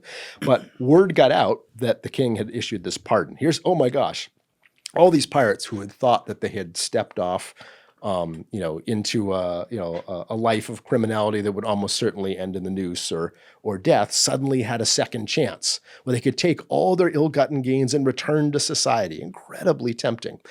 Well, when this news reaches Blackbeard, he's not in Nassau. He's out on patrol when he encounters this information. And what he does next, he tries to get one final big score because he's been unlucky. All the ships he's captured have like tar in them and, hides. Did you uncover this part in your research? I'm sorry to cut you off. Or was this something someone else had found? Well, I would say following the track day by day to reassemble where he was at and what he's learned was new. Okay. Different chunks of information were known, but I don't think they were ever strung together. I think what I added was stringing them together in a better way and adding more beads along the way that shows you the string. So some of it was there. Okay, so you were saying he finds out this information. Yeah, so he tries to go into the Gulf of Mexico and capture this massive prestige treasure ship, and he's just unlucky. He ends up in the wrong place, the wrong time. But he's got to figure out what to do then, and his crew is really angry because they don't have lots of money. They need to accept the king's pardon pretty quick, or the deadline will run out and they'll lose their chance. Wait, accept the part. All right, now I'm confused. There was a decree then that was said just... If you go show up at an English governor, he can give you a pardon for your crimes, and then you have to step down from piracy. It wasn't like if Woods actually captured you or something, now you get it. It's like, no, here's an announcement, like an APB. In advance, if you all will surrender, you can keep your treasure, and we'll call it even. But from now on, you can't be pirates. That's the deal, right? Okay. But everyone has to go to a governor and an English governor and accept a pardon. So he's trying to get a final score of treasure. Can't do it. Raids off Charleston. He's working his way up the coast. So what does he do? He strategically ditches most of his crew. He takes his flagship, a giant frigate-sized vessel, and intentionally runs it aground, abandons all the crewmen he doesn't trust, jumps into a smaller vessel, and keeps only his trusted allies, the majority of whom, by the way, are of African descent, and goes up. And where does he go? he goes to North Carolina, Cape to Fear. the cheapest, lamest colony out there, a place that has almost no people, that's just been ravaged in a conflict with the indigenous people, a place that the Virginians look down on as a place where, ne'er-do-wells and people of no consequence live, where there's not even really a capital. The government just moves around from village to village, but the best thing they have for a capital is a little town called Bath in North Carolina, which is kind of in the northeast. You'd probably even have to Google search it. It's way up Pamlico Sound. And he goes there and finds the governor and basically works out a deal. And the deal is, hey, give me a pardon. And in exchange, I'm just involved in the sanitation business, right? Everything's fine. I just found this big parcel of treasure in the ship floating out at sea. Here, I'll sell it to you, and you can keep the proceeds. And that'll be great, right? Yeah. So he sets himself up to basically have the protection of the governor, to claim that he is now just an ordinary citizen in North Carolina. And North Carolina is so impoverished and so lacking in any people of like soldiers and stuff to defend the colony. Suddenly, his crew almost doubles the population of Bath when they show up and come ashore. And they're all armed and all the rest. So he works out this deal. They're all like African Americans too. Some of them are, yeah. A lot of them. And North Carolina, again, was also one of those places like the Bahamas where that consolidation of the race and slavery had to happen. South Carolina, totally. North Carolina was and the Bahamas had the same proprietors, and it was, Got it. Okay. Makes sense. So that allowed for that as well to be occurring. So he's going out down Pamlico Sound, which you see on that map, and goes and attacks some French ships in the open ocean and brings them back to one of the barrier islands at the mouth of the Sound, Ocracoke Island, and is dismantling the vessels. He's raiding other vessels, and all the treasure and proceeds is ending up in the collector of customs for North Carolina's barn under a pile of hay. And so he's basically worked out to be a protected, he's bought the cops and he's bought the mayor, and he's kind of running the show there. Good businessman. Perfect, right? It's better than piracy. I've got piracy with government protecting me. What he doesn't count on is the ruthlessness of the governor of Virginia, who's going to have none of it. A politician ruthless? Come on. Governor Spotswood in Virginia, who looks down on North Carolinians to begin with, has absolutely no jurisdiction in North Carolina, but furious at Blackbeard's raids, which are imperiling shipping just to the north at the entrance to the Chesapeake Bay and to the Virginia colony, the Capes of Virginia. He conspires with the captains of the Royal Navy vessels there in Norfolk to set up two impromptu mercenary raiding parties.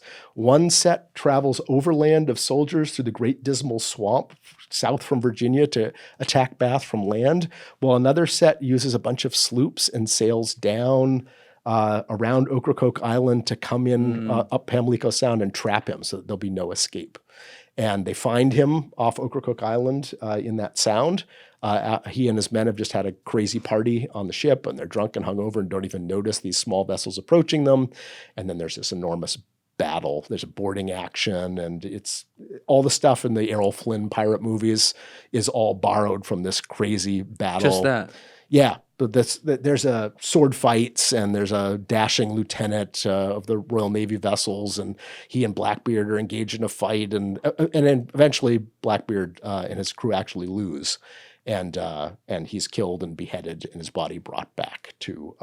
They beheaded him on the ship right there? Yes, and they kept. They didn't make him walk the plank? They put the head in the bowsprit and brought it home to Norfolk, where it was a good touch. Put on a post on one of the shores of what's now Norfolk. So much for the Blackbeard Point, I think it's called today.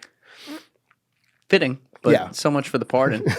Exactly. Well, and all of that was incredibly illegal, right? And doing any of those things, and the proceeds from the seizing of Blackbeard's vessel, right? North Carolina was like, no, you can't just take this stuff and bring it to Virginia and divide it among these Royal Navy crew people. It resulted in lawsuits, and everybody got in trouble. And the dashing lieutenant wasn't promoted to captain for another 35 years. So it caused a whole brouhaha. But essentially, the ruthlessness in the governor of Virginia led to Blackbeard's demise when he thought he was safe. But he'd planned it out, right? He figured out a whole tried. scheme to set himself up. Right. He tried, didn't work out. What happened to the sociopath, Charles Vane? Whatever became of him? Yeah. So when the end for the Pirate Republic comes when Woodes Rogers and his frigates and several Royal Navy vessels all arrive in Nassau Harbor. There's been a previous visit by the Royal Navy to get some pardons, but essentially there's this moment where everyone's not sure what's going to happen, and he comes ashore, and most of the pirates are going to accept the pardon, at least in the short term.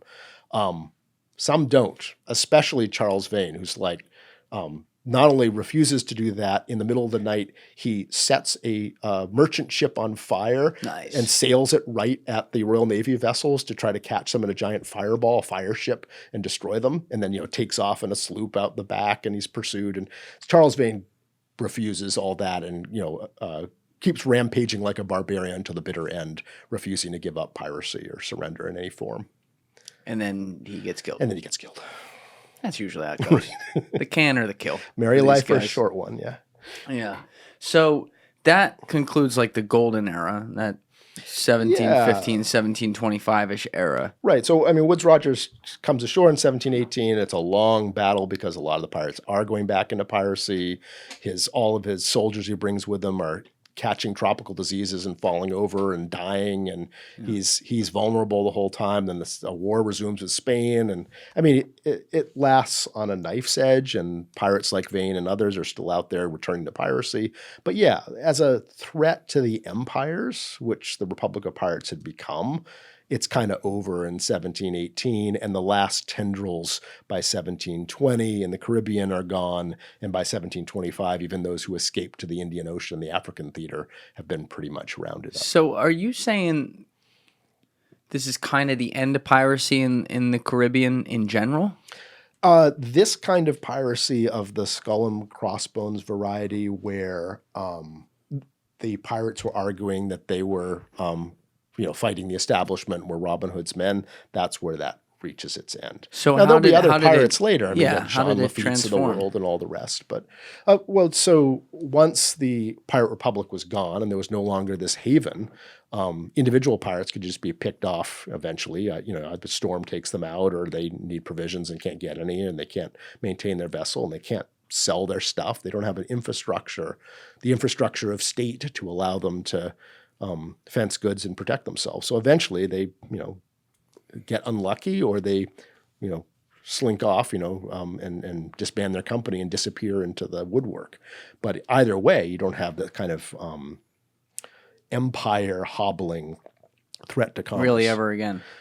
Right. Ever again in the age of sail. So that, the Pirate Republic, because it was straddling that key sea lane, that basically, if you were in the eastern half of the Caribbean, the western half of the Caribbean and Mexico and that entire basin, and you wanted to go back to Europe with your stuff, you basically, because of the direction of the winds, you had to go through the Straits of Florida right by the Bahamas. And they were able to grab all these vessels, and once they got these frigate-sized vessels like the Whydah and like Blackbeard's flagship, the Queen Anne's Revenge, they had the Royal Navy on the run, right? Their ships were as big as any Royal Navy frigate attached to defend the posts in the Americas, and their ships were better maintained than the Royal Navy's, and they had more men for boarding actions. They were running the show for a brief period of a couple of years. The commerce of the empires was paralyzed. It was an actual threat, not only to the British colonial space, but the French and the Dutch and everyone else. That would never be the case again, where you had an actual destabilizing of the empires of that sort. There's only like a 2-year window where it was really threatening to When was that? Shake things up. 1717 and 1718 would be the times when things got so bad that, huge numbers of ships are being grabbed all at once trying to leave New York or leave Virginia, and, just making it almost impossible to keep the affairs of the empire and commerce and the mercantile system going. Yeah, because when we talk about, fast forward to today, you hear me mention Tim McBride and things like that, but when we talk about like pirate, in I guess more the folklore sense today, it's all in like Somalia, not even here. And that's, you and I were talking off camera, that's just because there's a tight international shipping port there. It's a very, very poor area, so economic incentive says that there's going to be bandits, and the bandits come and they take the shipping. And they've got just like the pirates in the Bahamas in the Golden Age, they've got a sort of failed state base in each circumstance. So in Indonesia and in the straits there, where that piracy would rise up, you have commerce coming in and out of large parts of Asia has to go through those straits, and in parts of Sumatra that have beef with the Indonesian government, the pirates are considered heroes and local people, raiding and settling scores to help the local population who are oppressed. And in Somalia, during all of that period of piracy, right, there's another failed state where outside, European fishing vessels, offshore factory freezer vessels, have been coming and scooping up all their fish illegally and wiping out the livelihoods of all the ordinary artisanal fishers of that area. And you had the collapse of the state, and the pirates are going to move in and settle some scores, right? And bring all this stuff ashore in this place that had been destroyed by the outsiders. Well, we'll show the outsiders. We'll go take their ships. And so they had, entire towns that are, the pirates were kind of running, and where they were supported, and have all of that shoreside support that you need in order to be a lasting threat. And it start damaging shipping and all that kind of stuff. And I don't know as much about the current stuff in Yemen with these groups who are backed by giving weapons by Iran, but look what they've done to the global Houthis. shipping. Yep. What I don't know is there locally there in their place? Do they have the backing of the people in quotes locally for some reason or not? I don't know. But if they are to be sustained for a long period, you probably need that kind of social support mechanism. They have Iran. They have Iran, but you need the central government in Yemen to either be happy with them or be so dysfunctional that they can create their own pirate nest with all of that necessary infrastructure to sustain themselves. Yeah, I don't want to mess this up trying to explain this as not the expert on it, but I had my friend Joby Warwick in here recently, who's two-time Pulitzer winner. He knows it. Oh my God, he's done the Middle East for the last 25 years of his life. So he put on this masterclass of the state of the Middle East. Where's Iran's nuclear program these days? I'm really concerned about that, and I've been watching it for, about 15 years. And for the longest time, the concern was that, Iran says it doesn't want a nuclear weapon, but they're sure accumulating a lot of fissile materials, the stuff you make that explodes in a nuclear bomb. In the last 3 years, we've seen a pretty big change with the Iranians. They're now making not just the low-enriched uranium, which they were pretty good at making, the stuff you could put in a nuclear power plant. Now it's high-enriched uranium. It's 60% enriched. It's very, very close to weapons grade. So we're telling the world that, wink, wink, we could make a bomb if we want to. And that's not just a bluff anymore. They've got...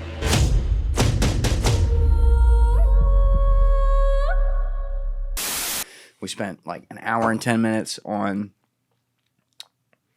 Syria, 50 minutes on Yemen, 50, 60 minutes on Iran, and then 45 minutes on Israel and Gaza and all that. Wow. And so when we were going through, and he was tying them all together, which was pretty cool, but when we were going through Yemen, he talked about how it's such a, this is not a good comparison, but you were talking about how when the U.S. was colonized and stuff, there were all these different sectors and beliefs. Yeah. I want to say it's a similar type idea with some radicalism, obviously, and some outer nation funding that happens in Yemen, but there's no real, from my understanding, and correct me in the comments if I'm misinterpreting this, there's not a core central control there. It's kind of insane. So my takeaway would be, based on some of the piracy talks we had about what they're doing on the high seas, is that they do have a clear base in some area of the country to be able to do that by those ports. And that's the formula for pirates to become a threat of more geopolitical rather than local, consequence. Right. Now, at the beginning of this conversation, you were starting to ruin my life, or maybe stop on some of the Pirates of the Caribbean stuff, but we got to go all the way there. Oh yeah, because I grew up on that shit. I loved it. It's great movies, but I know it's Hollywood.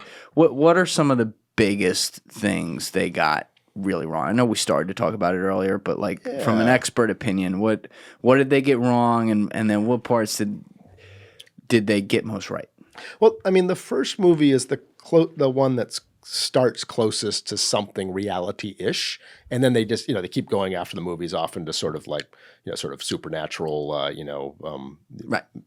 they're not even trying to be real anymore. But if you go to the first movie, the general idea of here's a base, there's rapacious, interests out there. They had it be a company like the British West India or East India Company or something like that, and that the Jack Sparrow character is kind of poking at that Robin Hood like that Jack Sparrow is wearing these sort of flamboyant clothes and like that's real. Like I am a lot a of Robin Hood. Right. Like the pirates would, Calico Jack and others would be wearing wealthy people's clothing and as a statement, right, to kind of throw people off. So some of that is sort of real, and that that twist of the anti-hero has definitely some reality to it.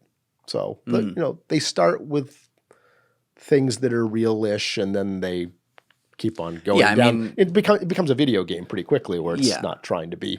The fantasy parts, obviously, I know aren't real, but like some of the basis of how the crews operated, where they were doing it, obviously they got that right. But you want some of that to be true. Well, I mean, they all have mixes. I mean, like Black Sails Black Sails, the Star series, started with a much more historically recognizable Nassau as a pirate base, and a lot of the same characters. They have Hornigold in there and Calico Jack. And I never saw it. Yeah, it came out in like 2014, and it lasted like 4 seasons. But that one has it combines being a true-ish Pirate Republic of the sort I just described, and they've brought in a bunch of characters who are from the Robert Louis Stevenson Treasure Island, but much earlier when they're young people, and that later they're going to become, so like it becomes a prequel of Treasure Island. At the same time, it's a story of this Pirate Republic. So it's kind of interesting in that respect. Assassin's Creed 4 I did consulting on, which is a video game. Oh, shit. Right, that Ubisoft series, one pretense is they set it in different areas of history, and they try to make the setting as historically valid and real as possible. They try to get the details right.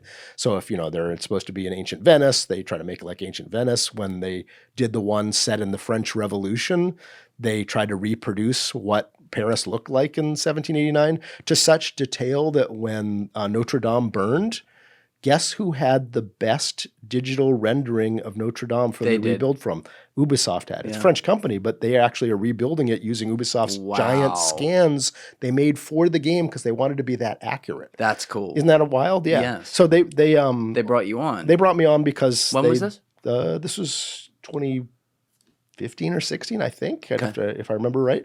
But they brought me on to do sort of consulting for it because they had recreated with Blackbeard and Bellamy and all these characters, Hornigold, set in Nassau and following pretty closely the actual history. So, some productions and pop culture stuff has gotten really captivated by the idea of this Pirate Republic, right? It's not just a bunch of people sailing around. It's like a whole society you can play with, which has all kinds of dramatic utility, not to mention budgets. I mean, to be able to have a setting on land for stuff to happen and not have it all be out on ships is also freeing in terms of how you're going to film this thing for season after season. So it sounds like obviously they care a lot about accuracy, but what does that look like for you? Do you come on and you're sitting like in the writer's room? Are you on their digital, Ubisoft, like sitting in the back rooms creating it digitally with them? No, it was so there was a lead writer, a guy named Dari McDevitt, who actually like wrote they hire actors to come in and play the things, and they have the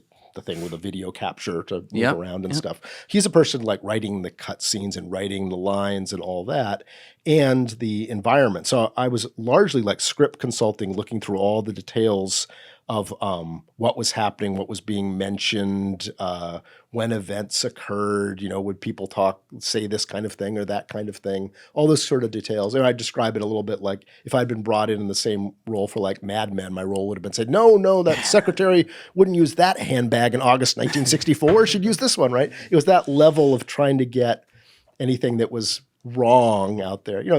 I'd find references to a town that didn't exist yet, or that had a different name in that time period. They wanted to get that level of detail, right? To have. Did you lose any battles?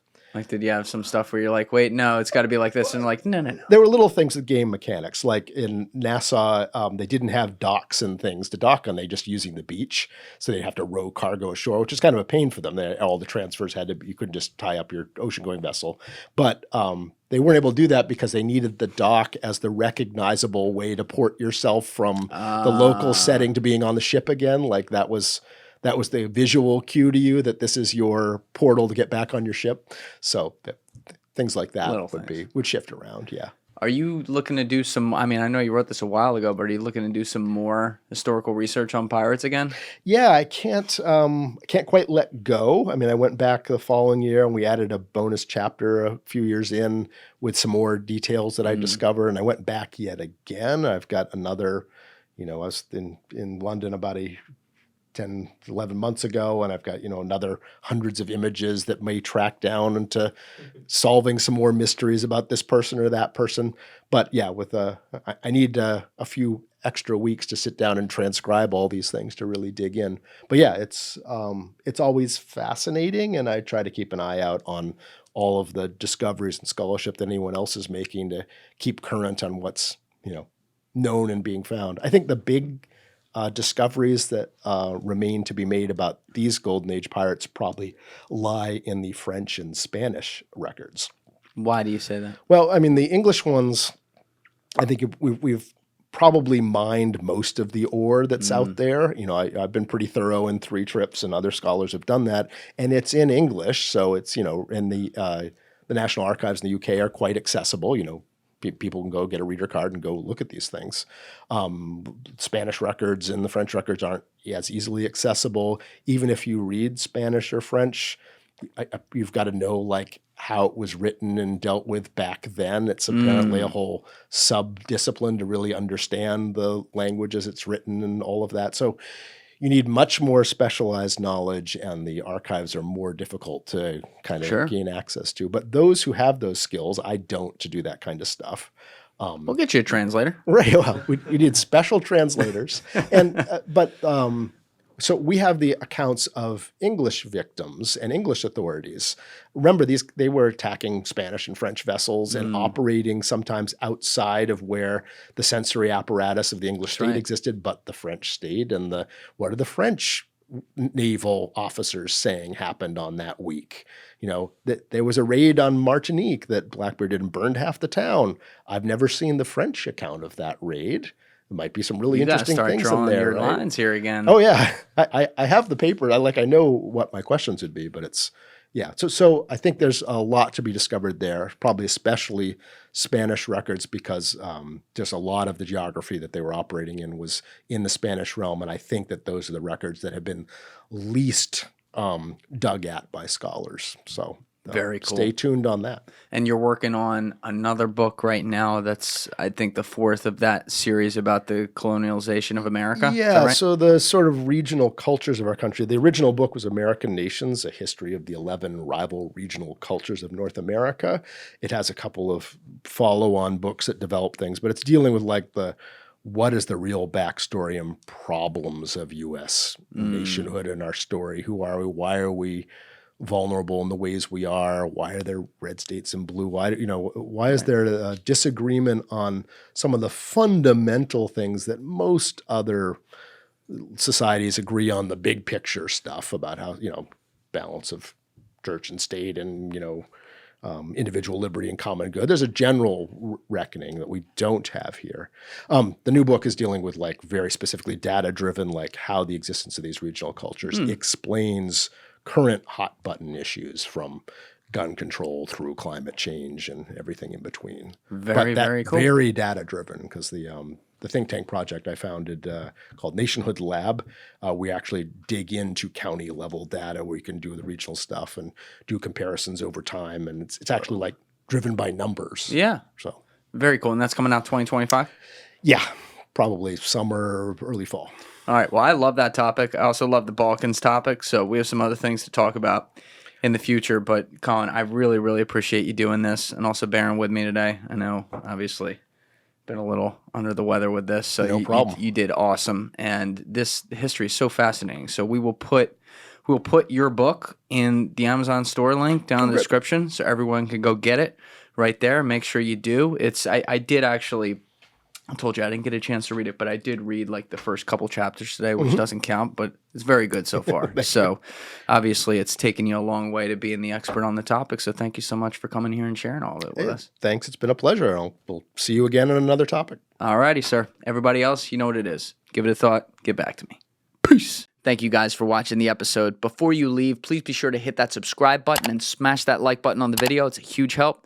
And also, if you're over on Instagram, be sure to follow the show at Julian Dory Podcast or also on my personal page at Julian D. Dory. Both links are in the description below. Finally, if you'd like to catch up on our latest episodes, use the Julian Dory Podcast playlist link in the description below. Thank you.